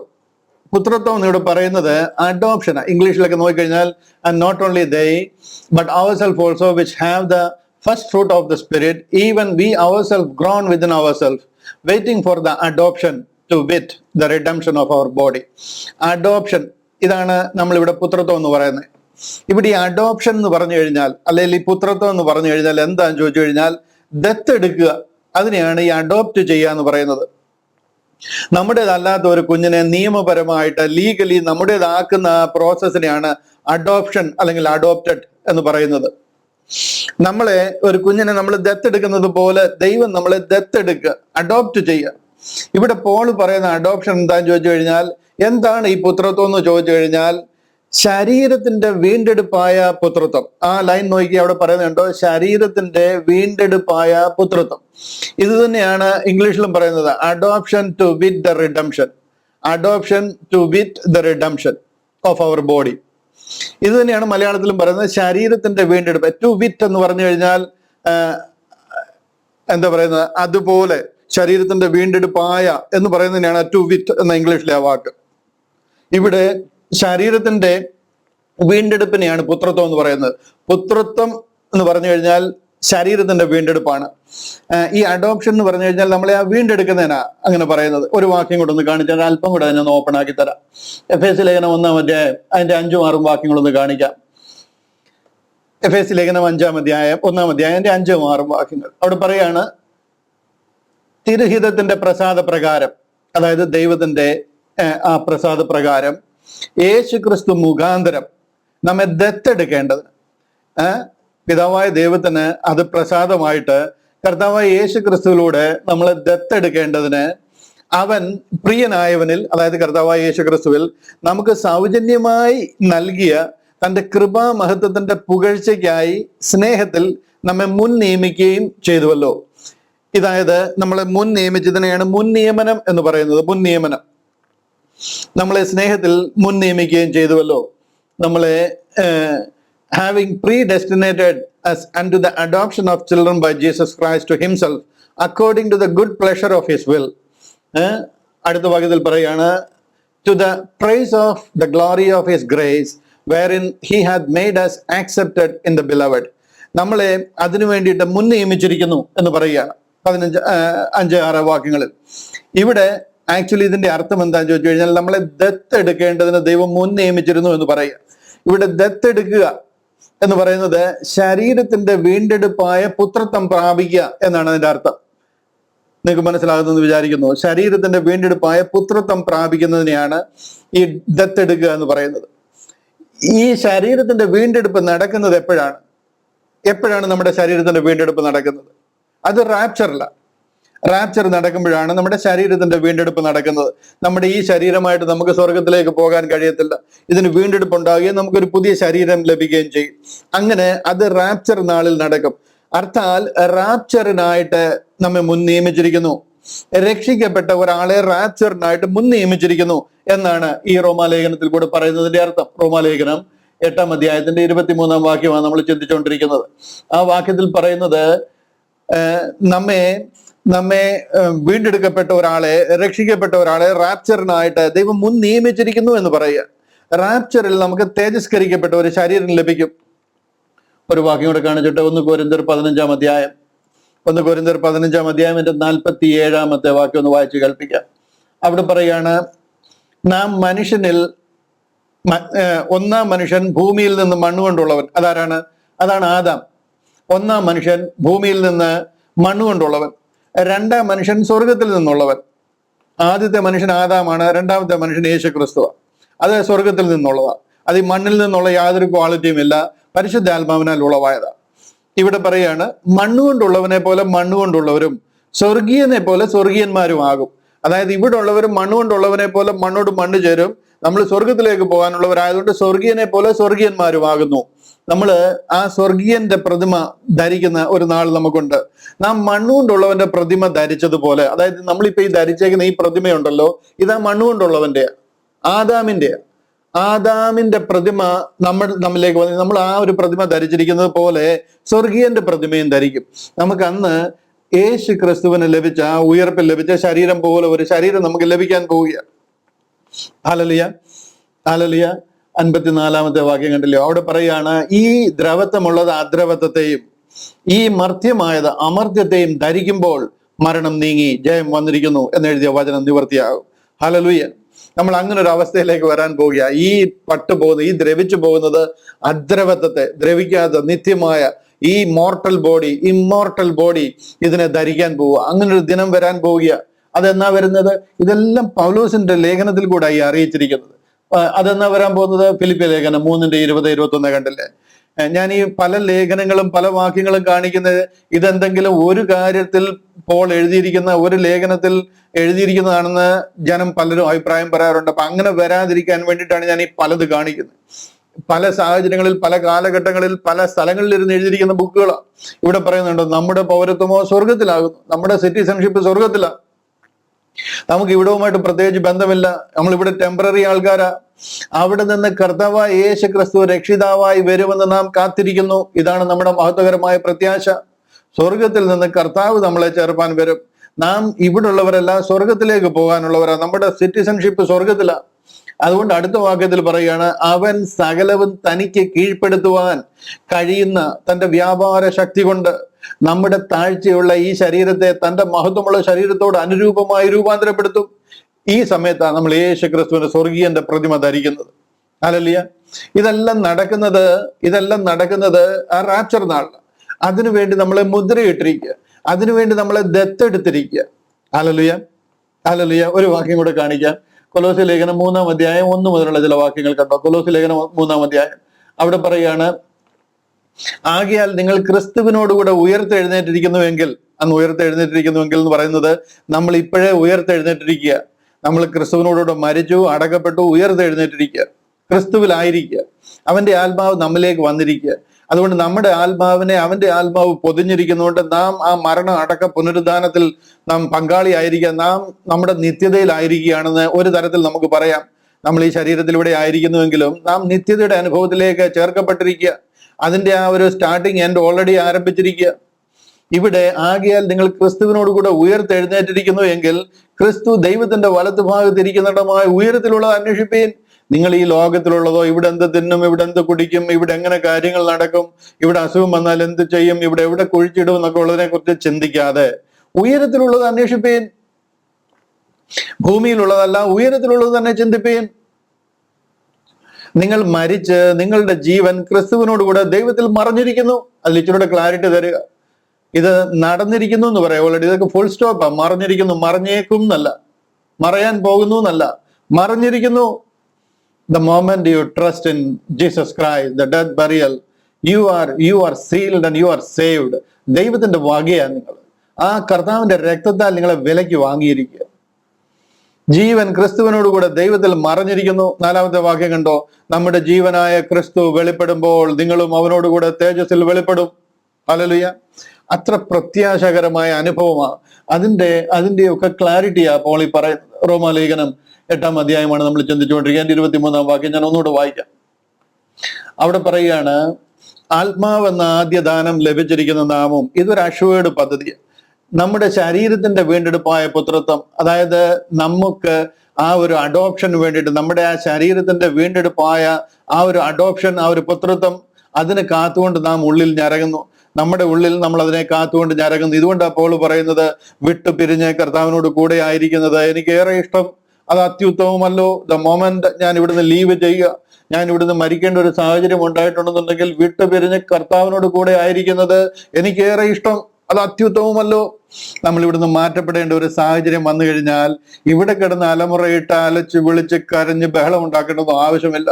നമ്മുടെ മഹത്വത്തിന്റെ മഹിമയിലേക്ക് നമ്മൾ ചേർക്കപ്പെടുകയാണ്, നമ്മുടെ നിത്യതയിലേക്ക് നമ്മൾ ചേർക്കപ്പെടുകയാണ്. ഹല്ലേലൂയ. എന്നെ ശ്രദ്ധിക്കുന്ന അനേകർക്ക് ഹല്ലേലൂയ ഈ ഒരു പ്രത്യാശ അവരുടെ ഉള്ളിൽ വന്നിരിക്കുന്നു എന്ന് പലരുടെയും ഉള്ളിൽ നിന്ന് ഞാൻ കേൾക്കുമ്പോൾ ഞാൻ എൻ്റെ ദൈവത്തെ തുള്ളിച്ചാടി സ്തുതിക്കുക. Hallelujah, hallelujah. നമ്മൾ ഇവിടുന്ന് മൂക്കിൽ നിന്ന് ശ്വാസം പോയി ഈ ശരീരം വേർപെട്ട് കഴിഞ്ഞാൽ അടുത്ത നിമിഷം നമ്മൾ കർത്താവിനോടൊപ്പം നമ്മുടെ മഹത്വകരമായ പ്രത്യാശയുടെ ഭാഗമായി തീരുക. നിങ്ങൾക്കത് ഇപ്പൊ പറഞ്ഞാൽ മനസ്സിലാകത്തില്ല. അന്ന് കാണുമ്പോൾ നിങ്ങൾ എൻ്റെ പേര് വിളിച്ചിട്ട് എന്നെ ദൈവത്തിന്റെ മുന്നിൽ നന്ദി പറയും. എന്നോട് നന്ദി പറയണ്ട, കർത്താവിനെ വാഴ്ത്തി സ്തുതിക്കും. ഹല്ലേലൂയ. അന്ന് നിങ്ങൾ ആ സന്തോഷം എന്താണെന്ന് മനസ്സിലാക്കും. Praise God. അതിനായിട്ട് ഞാൻ എൻ്റെ ദൈവത്തെ നന്ദിയോട് വാഴ്ത്തുന്നു. ഇനി സാത്താന് വീണ്ടെടുപ്പുണ്ടോ എന്ന് വേണമെങ്കിൽ നമുക്ക് ചോദിക്കാം. ഞാൻ ഒരു 5 മിനിറ്റ് കൂടെ എടുക്കുന്നുള്ളൂ, അത് കഴിഞ്ഞിട്ട് നിർത്തുക. ഒത്തിരി ഇൻഫർമേഷൻസ് ഇന്ന് ഇടുന്നില്ല നിങ്ങളുടെ മനസ്സിലേക്ക്. ഞാൻ ഇതുകൂടെ ഒന്ന് പറഞ്ഞ് അവസാനിപ്പിക്കുക. സാത്താന് ഇന്ന് വീണ്ടെടുപ്പുണ്ടോ? ഈ സാത്താന് വീണ്ടെടുപ്പുണ്ടോ എന്ന് ചോദിക്കും പലരും. എന്തുകൊണ്ടാണ് സാത്താന് വീണ്ടെടുപ്പില്ലാത്തതെന്നൊക്കെ. ഒരിക്കലും സാത്താൻ ഒരു വീണ്ടെടുപ്പില്ല. വീണ്ടെടുപ്പ് ഒരിക്കലും സാത്താനില്ല. അവന് വേണ്ടിയിട്ടാണ് നിത്യ നരകാഗ്നി ദൈവം ഒരുക്കിയിരിക്കുന്നത്, എറ്റേണൽ ലേക്ക് ഓഫ് ഫയർ. അത് എവിടെയാന്ന് ചോദിച്ചു കഴിഞ്ഞാൽ അത് ഈ ഭൂമിയിലും അല്ല, ഭൂമിയുടെ അടിയിലും അല്ല, വേറെ ഒരിടത്തുമല്ല. കാര്യം ഈ ഭൂമി ആകാശമെല്ലാം ദൈവം നശിപ്പിക്കും. പുതിയൊരു ആകാശവും പുതിയൊരു ഭൂമിയും വരും. ഈ ഭൂമിയുടെ അടിയിലായിരുന്നു എന്നുണ്ടെങ്കിൽ അതോടുകൂടി ആ നരകവും എല്ലാം നശിച്ചു പോകും. അതിനുവേണ്ടി ഒരു തനി സ്ഥലം ദൈവം ചെയ്തിരിക്കുക. അതാണ് എറ്റേണൽ ലേക്ക് ഓഫ് ഫയർ എന്ന് പറയുന്നത്. അതിലേക്ക് അഗാധ കൂപം, അതിലേക്ക് അവനെ തള്ളിക്കളയും. എന്നാൽ എന്താ സാത്താനെ വീണ്ടെടുക്കാത്തത്? ദൈവം കരുണാമയനല്ലേ? സാത്താനെ ഒരു തെറ്റ് പറ്റിയെന്നല്ല ഉള്ളൂ, അവനെ എന്തുകൊണ്ടാണ് വീണ്ടെടുക്കാത്തത് എന്ന് ചിലരുടെ മനസ്സിൽ ചിലപ്പോൾ അങ്ങനെ ചിന്ത കാണും. സാത്താനെ വീണ്ടെടുക്കാൻ കഴിയത്തില്ല, ടെക്നിക്കലി പോലും കഴിയത്തില്ല. ഇതാ ഞാൻ പറയുന്നത്. നമ്മൾ തിരിച്ചേതൻ തോട്ടത്തിൽ കയറി നന്മ തിന്മകളെ കുറിച്ചുള്ള തിന്നുന്ന അറിവിന്റെ ഫലം ഭക്ഷിച്ചു. ജീവന്റെ ഫലം കൂടെ ഭക്ഷിച്ചിരുന്നെങ്കിൽ നമ്മളെ ദൈവത്തിന് പോലും വീണ്ടെടുക്കാൻ കഴിയത്തില്ല. ഇന്ന് സാത്താന്റെ അവസ്ഥ അതാണ്. സാത്താന് മരണമില്ല, അതുകൊണ്ട് തന്നെ അവനെ വീണ്ടെടുക്കാൻ കഴിയത്തില്ല. നമ്മള് നന്മ തിന്മകളെ കുറിച്ച് അറിയുന്ന ഫലം കഴിച്ചിട്ട് നമ്മളെ പിടിച്ച് വെളിയിലാക്കി. ദൈവം നമ്മളെ കൈക്ക് പിടിച്ച് വെളിയിലിറക്കിയിട്ട് നമ്മൾ തിരിച്ചകത്ത് കയറാതിരിക്കാൻ ആ വാതുക്കൽ 2 കെരൂബുകളെ തിരിയുന്ന വാളിന്റെ ജ്വാലയുമായിട്ട് നിർത്തിയിരിക്കുക. കാര്യം നമ്മൾ തിരിച്ചകത്ത് കയറരുത്. അകത്ത് കയറിയാൽ നമ്മൾ ആ ജീവന്റെ വൃക്ഷത്തിന്റെ ഫലം കൂടെ കഴിക്കും. പാപിയായിട്ട് ജീവന്റെ വൃക്ഷത്തിന്റെ ഫലം കൂടെ കഴിച്ചു കഴിഞ്ഞാൽ നിത്യത മുഴുവനും നമ്മൾ പാപിയായിട്ട് തുടരും. പിന്നെ നമ്മളെ വീണ്ടെടുക്കാനേ കഴിയത്തില്ല. ഈ സംഭവമാണ് ആക്ച്വലി സാത്താന് സംഭവിച്ചിരിക്കുന്നത്. സാത്താന് മരണമില്ല. ബൈബിളിൽ പലയിടത്തും കർത്താവ് തന്നെ അത് പറയുന്നുണ്ട്. അവർക്ക് ജനനമില്ല, മരണമില്ല. അവർക്ക് പ്രത്യുൽപാദനമോ വിവാഹമോ വിവാഹത്തിന് കൊടുക്കുകയോ പുത്രിപുത്രന്മാർ ജനിക്കുകയോ അങ്ങനൊന്നുമില്ല. സാത്താനെ ഇപ്പൊ ഒരു 100 കോടി സാത്താനെയാണ് ദൈവം ആദ്യം സൃഷ്ടിച്ചതെങ്കിൽ ഇന്നും 100 കോടിയുണ്ട്, അന്നും 100 കോടിയുണ്ട്, എന്നും 100 കോടിയായിരിക്കും. അതിൽ ഒരെണ്ണം പോലും കൂടത്തുമില്ല, ഒരെണ്ണം പോലും കുറയത്തുമില്ല. കാര്യം ഇവരിൽ ഒരാൾ പോലും കൂടത്തില്ല, കൂടാനുള്ള വകുപ്പില്ല. ഒരാൾ പോലും കുറയത്തുമില്ല. ഇവർക്ക് മരിക്കാനില്ല, ഇവർക്ക് മരണമില്ല, ഇവർക്ക് ജനനവുമില്ല. അപ്പൊ എത്ര സൃഷ്ടിച്ചോ അത്രയും അന്നുകൊണ്ട് ഇന്നുകൊണ്ട് എന്നുമുണ്ട്. ഇവരെ ദൈവത്തിന് വീണ്ടെടുക്കാൻ ടെക്നിക്കലി പോലും കഴിയത്തില്ല. ആത്മീയമായിട്ട് ദൈവമാണ്, ദൈവത്തിന് കഴിയാത്ത ഒന്നുമില്ല. എന്നാൽ ഞാൻ അതിനെ ചലഞ്ച് ചെയ്യുകയല്ല. തിരുവചനം നമ്മളെ പഠിപ്പിക്കുന്നത് ഒരു വിധത്തിലും മരണമില്ലാത്ത, അന്തമില്ലാത്ത ഒരാളെ വീണ്ടെടുക്കുവാൻ കഴിയത്തില്ല. അതുകൊണ്ടാണ് ദൈവം നമുക്ക് മരണം തന്നിരിക്കുന്നത്. പാപം ചെയ്തത് നമുക്ക് ദൈവം മരണം കൽപ്പിച്ചതും ഈ ശരീരത്തെ വിട്ട് നമ്മൾ വേർപെടുന്നതും നമുക്ക് ഈ പാപം ചെയ്ത ബോഡി മാറ്റിക്കളഞ്ഞ് പുതിയൊരു ശരീരം തന്നെ നമ്മളെ വീണ്ടെടുക്കുവാൻ കഴിയും. ഹല്ലേലൂയ. ഇതുകൊണ്ടാണ് ഞാൻ പറഞ്ഞ മരണം എന്ന് പറയുന്ന ഒരു ബ്ലെസ്ഡ് അനുഭവമാണ് എന്നും പറഞ്ഞുകൊണ്ട് നിങ്ങൾ ആരും പോയി പെട്ടെന്ന് മരിക്കാനുള്ള കാര്യങ്ങളൊന്നും ചെയ്തു കളയല്ല. അതല്ല ഞാൻ ഉദ്ദേശിക്കുന്നത്. ദൈവം നമുക്ക് ഒരു അവസരം തന്നിട്ടുണ്ട്, നമുക്ക് സമയം തന്നിട്ടുണ്ട്. ആ സമയത്ത് ദൈവം നമ്മളെ ചേർക്കും. സാത്താന് ഇങ്ങനൊരു റിഡംഷൻ ഇല്ല. വിട്ടുപിരിഞ്ഞ് നമ്മൾ മരിക്കുമ്പോൾ നമ്മൾ കർത്താവിനോട് കൂടി ആയിരിക്കും. 2 സ്റ്റെപ്പാണ് നമ്മുടെ മരണത്തിനുള്ളത്. ഒന്ന്, നമ്മുടെ പ്രാണനും ആത്മാവും ചേർന്ന് ഈ ശരീരത്തെ വേർപെടുന്ന ഒരു വേർപാടാണ്. അതാണ് നമ്മൾ ഈ കാണുന്ന മരണം എന്ന് പറയുന്നത്. പക്ഷെ അതൊരു അതെന്താ പറയുന്നത്, അതിന്റെ ഒരു ഇനിഷ്യൽ ഫേസ് ആണ്. അത് നമ്മൾ ഈ ശരീരത്തിൽ നിന്ന് മാറ്റുകയാണ്. ഈ ശരീരം മണ്ണോട് മണ്ണ് ചേരണം. കാര്യം ഇത് മണ്ണിൽ നിന്ന് എടുത്തതാ. സഭാപ്രസംഗി 12:7 പറയുന്നത് സഭാപ്രസംഗി 12:7. അത് അത് കണ്ടില്ലേ? സഭാപ്രസംഗി 12:7 പറയുന്നത് കണ്ടോ? നമ്മുടെ സമയം തീരുകയാണെങ്കിൽ ഞാൻ പറഞ്ഞങ്ങ് അവസാനിപ്പിക്കുക. സഭാപ്രസംഗി 12:7 ഇതിവിടെ ഞാൻ പ്രൊജക്ട് ചെയ്യുന്നുണ്ട്. കണ്ടില്ലേ? പൊടി പണ്ടായിരുന്നത് പോലെ ഭൂമിയിലേക്ക് തിരികെ ചേരും. അതെന്താ പൊടി? അതാണ് നമ്മുടെ ശരീരം. ഈ ശരീരം പൊടി കൊണ്ടുണ്ടാക്കിയതാ. ഈ പൊടി പണ്ടായിരുന്ന പോലെ ഭൂമിയിലേക്ക് തിരികെ ചേരും. ആത്മാവ് നമ്മുടെ മനസ്സിൽ, നമ്മുടെ അകത്തുള്ളതാണ്. ആത്മാവും പ്രാണനുമാണ്. ആത്മാവ് അതിനെ നൽകിയ ദൈവത്തിന്റെ അടുക്കിലേക്ക് മടങ്ങിപ്പോകും. കണ്ടില്ലയോ? ഇതിന് ഒരിക്കലും മരണമില്ല. അതാണ് നമ്മുടെ പേഴ്സണാലിറ്റി. നമ്മളെന്ന് പറയുന്ന ആള്, നമ്മുടെ ആളത്വം ഇരിക്കും നമ്മുടെ ആത്മാവിന്. നമുക്ക് ഇന്ന് കാണുന്ന എല്ലാ സംഗതികളും ഈ ആത്മാവിന്റെയാണ്. ഈ ആത്മാവ് ഈ ശരീരത്തെ വിട്ട് മാറിക്കഴിഞ്ഞാൽ പിന്നെ നമ്മളൊരു ഡെഡ് ബോഡിയാണ്. പിന്നെ ഇതിനെ കത്തിച്ച് കളഞ്ഞാലും ശരി, കറണ്ട് അടുപ്പിച്ചാലും ശരി, കടലിൽ കളഞ്ഞാലും ശരി, എന്ത് ചെയ്താലും ഇതിനറിയത്തേ ഇല്ല. ഇത് പിന്നെ ബോഡിയാണ്. ആ ബോഡി എപ്പം വരുമെന്നാ ചോദിക്കുന്നത്. ഇപ്പൊ എനിക്ക് എന്തെങ്കിലും പറ്റിയിട്ടുണ്ടെങ്കിൽ തോമസ് ജോർജ് എപ്പോൾ വരുമെന്ന് ആരും ചോദിക്കത്തില്ല. ബോഡി എപ്പോൾ വരുമെന്നാ ചോദിക്കുന്നത്. മനസ്സിലായോ? ഈ ബോഡിക്ക് പിന്നെ യാതൊരു ഐഡന്റിറ്റിയും ഉള്ളതല്ല. വെറും മണ്ണാണ്. അപ്പോഴ് ഇത് നമ്മൾ ആത്മാവിനെയും പ്രാണനെയും വിട്ടുമാറുന്ന ഒരു ദിനം, ഒരു സാഹചര്യം, അതിനെയാണ് ഫസ്റ്റ് മരണം എന്ന് പറയുന്നത്. എന്നാൽ രണ്ടാം മരണമുണ്ട്. അതാണ് എന്താ പറയുന്നത്, നിത്യമരണം. അത് നിത്യ നരകാഗ്നിയിലേക്ക് തള്ളുക. അതിനിടയ്ക്കുള്ള ഒരു ഇന്ററിം പീരീഡ് ഉണ്ട്. അവിടാണ് ഈ യാതന സ്ഥലത്ത് അവരായിരിക്കുന്നത്, അതായത് ഒരു ടോർമെന്റ് പ്ലേസ്. അതിനുശേഷം നമ്മളൊരു വെള്ള സിംഹാസനത്തിലെ ന്യായവിധിയിലേക്ക് വരും. അവിടെ നമ്മളെ വായിച്ച് കേൾപ്പിക്കും നമ്മുടെ പ്രശ്നം എന്തായിരുന്നു എന്നുള്ളത്. താങ്കളുടെ പ്രശ്നം ഈ ഉലകത്തെ മറിക്കുന്നതാന്ന് പറഞ്ഞാലും താങ്കൾക്ക് വീണ്ടെടുപ്പുണ്ട്. പക്ഷെ താങ്കളുടെ പ്രശ്നം എന്താന്ന് ചോദിച്ചു കഴിഞ്ഞാൽ താങ്കൾ ചെയ്ത പാപത്തിന്റെ ലിസ്റ്റ് ഒന്നുമല്ല. വീരപ്പന്റെ പേര് വിളിച്ചിട്ട് വീരപ്പനെ ഇങ്ങോട്ട് തള്ളാൻ വിടുന്നതിന് മുമ്പ് വീരപ്പൻ ചെയ്ത പാപത്തിന്റെ ലിസ്റ്റ് അല്ല വിഷയം. താങ്കൾക്ക് അതിന് പരിഹാരമായിട്ട് ദൈവം തന്റെ പുത്രനോട് തുറന്ന് രക്ഷാമാർഗം സ്വീകരിച്ചില്ല എന്നുള്ളത്. അതാ താങ്കളുടെ കുഴപ്പം. താങ്കളുടെ പാപത്തിന്റെ ലിസ്റ്റ് അല്ല ഇവിടുത്തെ, വലിപ്പമല്ല വിഷയം. ഒരു പാവമേ ചെയ്തിട്ടുള്ളെങ്കിലും, ഒരു പാവം ചെയ്യാതെ ജീവിച്ചെങ്കിലും ഈ ഒരു കാര്യം താങ്കൾ അനുസരിച്ചില്ല എന്നുണ്ടെങ്കിൽ തങ്ങളുടെ പേര് ജീവന്റെ പുസ്തകത്തിൽ ഉണ്ടാകത്തില്ല. അത് വായിച്ചു നോക്കിയിട്ട് ആ ജീവന്റെ പുസ്തകത്തിൽ പേരില്ലാത്തതിനാൽ നിത്യ നരകാഗ്നിയിലേക്ക് തള്ളും. അത് സകല മനുഷ്യരെയും തള്ളും. സകല മനുഷ്യരും. വെളിപ്പാട് പുസ്തകം അതിന്റെ 20-ാം അധ്യായം, സകല മനുഷ്യർ എന്ന് പറഞ്ഞു കഴിഞ്ഞാൽ ദുഷ്ടന്മാരായിട്ടുള്ള ആൾക്കാർ. 20-ാം അധ്യായം അതിന്റെ 15-ാമത്തെ വാക്യം, 12-ാമത്തെ വാക്യം കണ്ടില്ലേ? 12-ാമത്തെ വാക്യം പറയുന്നത് കണ്ടോ? ഇവിടെ മരിച്ചവർ ആബാലവൃദ്ധം സിംഹാസനത്തിന് മുമ്പിൽ നിൽക്കുന്നത് ഞാൻ കണ്ടു. ബാലന്മാര് മുതൽ വൃദ്ധന്മാര് വരെ ആ ബാലവൃദ്ധം മുഴുവൻ പേരും ഉണ്ട്. മരിച്ചുപോയവരാ. അയ്യോ, മരിച്ചുപോയവരെല്ലാം കഴിഞ്ഞില്ലേ? ഇല്ലില്ല, കഴിഞ്ഞിട്ടില്ല. അതുകൊണ്ട് ഇവിടെ വന്ന് നിൽക്കണം. ഒരു ദിവസം ഇവിടെ വരും. കഴിഞ്ഞത് ശരീരമാ. അകത്തെ പ്രാണനും ആത്മാവും ഇതിനെല്ലാം കണക്ക് കൊടുക്കേണ്ടതാ. മരിച്ചവർ ജീവിച്ചിരിക്കുന്നവർന്നല്ല. മരിച്ചവർ ആബാലവൃദ്ധം സിംഹാസനത്തിന് മുമ്പിൽ ഞാൻ നിൽക്കുന്നത് കണ്ടു. പുസ്തകങ്ങൾ തുറന്ന്, ജീവന്റെ പുസ്തകം, മറ്റൊരു പുസ്തകം തുറന്ന്, പുസ്തകങ്ങളിൽ എഴുതിയിരിക്കുന്ന ഒത്തവണ്ണം മരിച്ചവർക്ക് അവരുടെ പ്രവർത്തികൾക്ക് അടുത്ത വിധി ഉണ്ടായി. 15-ാമത്തെ വാക്യം കൂടെ കാണിക്കാം. ജീവപുസ്തകത്തിൽ പേരെഴുതി കാണാത്ത ഏവനെയും തീപ്പൊയ്കയിൽ തള്ളിയിടും. ഇതാ ഞാൻ ഈ പറഞ്ഞുകൊണ്ടിരിക്കുന്ന കാര്യം. എറ്റേണൽ ലേക്ക് ഓഫ് ഫയർ, ഇതിലേക്ക് തള്ളും. ഹല്ലേലൂയ. എന്ത് വേണമെന്നുള്ളതൊക്കെ നമുക്ക് തീരുമാനിക്കാം. നമ്മളെ കൊണ്ട് പറയാനേ കഴിയത്തുള്ളൂ. ഇനിയും ചിലർ പറഞ്ഞിട്ട് കേട്ടില്ല എന്ന് പറഞ്ഞിട്ട് നമുക്ക് പ്രത്യേകിച്ച് കുഴപ്പങ്ങളൊന്നുമില്ല. പറഞ്ഞിട്ട് ആരെങ്കിലും കേട്ടത് കൊണ്ടും പ്രത്യേകിച്ച് റിവാർഡില്ല. നമ്മൾ പറയുക എന്നുള്ളതാണ് നമ്മളെ ഏൽപ്പിച്ചിരിക്കുന്ന ഉത്തരവാദിത്വം. അത് ലോകത്തോട് അറിയിക്കുക എന്നുള്ളത്, അതാണ് നമ്മൾ ചെയ്യുന്നത്. ഞാൻ അതാ നിങ്ങളോട് വീണ്ടും വീണ്ടും ഓർപ്പിക്കുന്നത്. നിങ്ങളെ കൊണ്ട് ആരോടെല്ലാം പറയാൻ കഴിയുമോ അത് ചെയ്താട്ട്. This is the truth. കർത്താവിന്റെ മഹിമ കണ്ട സാക്ഷികളായി നിന്ന് കർത്താവിന്റെ ക്രൂശ് പ്രസിദ്ധമാക്കുവാൻ ഈ കാലഘട്ടത്തിൽ, ഈ തലമുറയിൽ പേര് ചൊല്ലി നമ്മളെ വിളിച്ചാക്കിയിരിക്കുക. ഇത്ര വലിയൊരു രക്ഷയുടെ അനുഭവം നമ്മുടെ കയ്യിൽ തന്നിട്ട് നമ്മൾ എത്ര വിശ്വസ്തരെന്ന് കാണാൻ ദൈവം കാത്തിരിക്കുക. ഉത്സാഹത്തോട്, ധൈര്യത്തോട്. ഹല്ലേലൂയ. ഈ ഭൂമി കുലുങ്ങിയാലും, ആകാശം ഇളകി മാറിയാലും, നക്ഷത്രങ്ങള് ഇളകി നമ്മുടെ തലയിൽ വീഴാൻ പോകുന്നു എന്ന് പറഞ്ഞു കഴിഞ്ഞാലും ഈ വചനത്തിന്റെ വക്താക്കളായി നിൽക്കുവാൻ കർത്താവായ യേശു ക്രിസ്തുവിന്റെ നാമത്തിൽ ഞാൻ നിങ്ങളെ ഒരിക്കൽ കൂടി പ്രബോധിപ്പിച്ചുകൊണ്ട് ഇന്നത്തെ സെഷൻ ഇവിടെ അവസാനിപ്പിക്കുകയാണ്. അടുത്ത ദിവസം നമുക്ക് ഇതിന്റെ കണ്ടിന്യൂസ് ആയിട്ട് ബാക്കി കാര്യങ്ങളോടെ ചിന്തിക്കാം. അടുത്ത ക്ലാസ്സിൽ കഴിയുമെന്നുണ്ടെങ്കിൽ റോമാലേഖനം 8-ാം അധ്യായം തീർത്തിട്ട് വരുന്ന ക്ലാസ്സുകളിലേക്ക് കയറണം എന്ന് ഞാൻ ആഗ്രഹിക്കുക. കാര്യം ഒത്തിരി കാര്യങ്ങൾ ഇതിനോടുള്ള ബന്ധത്തിൽ പറയുവാനും നിങ്ങളുടെ പ്രത്യാശയെ ഉറപ്പിക്കുവാനും എന്റെ ഹൃദയം വെമ്പൽ കൊണ്ടുകൊണ്ടിരിക്കുക. ദൈവത്തിനായിട്ട് നമ്മളെ സഹായിക്കട്ടെ. God bless you all.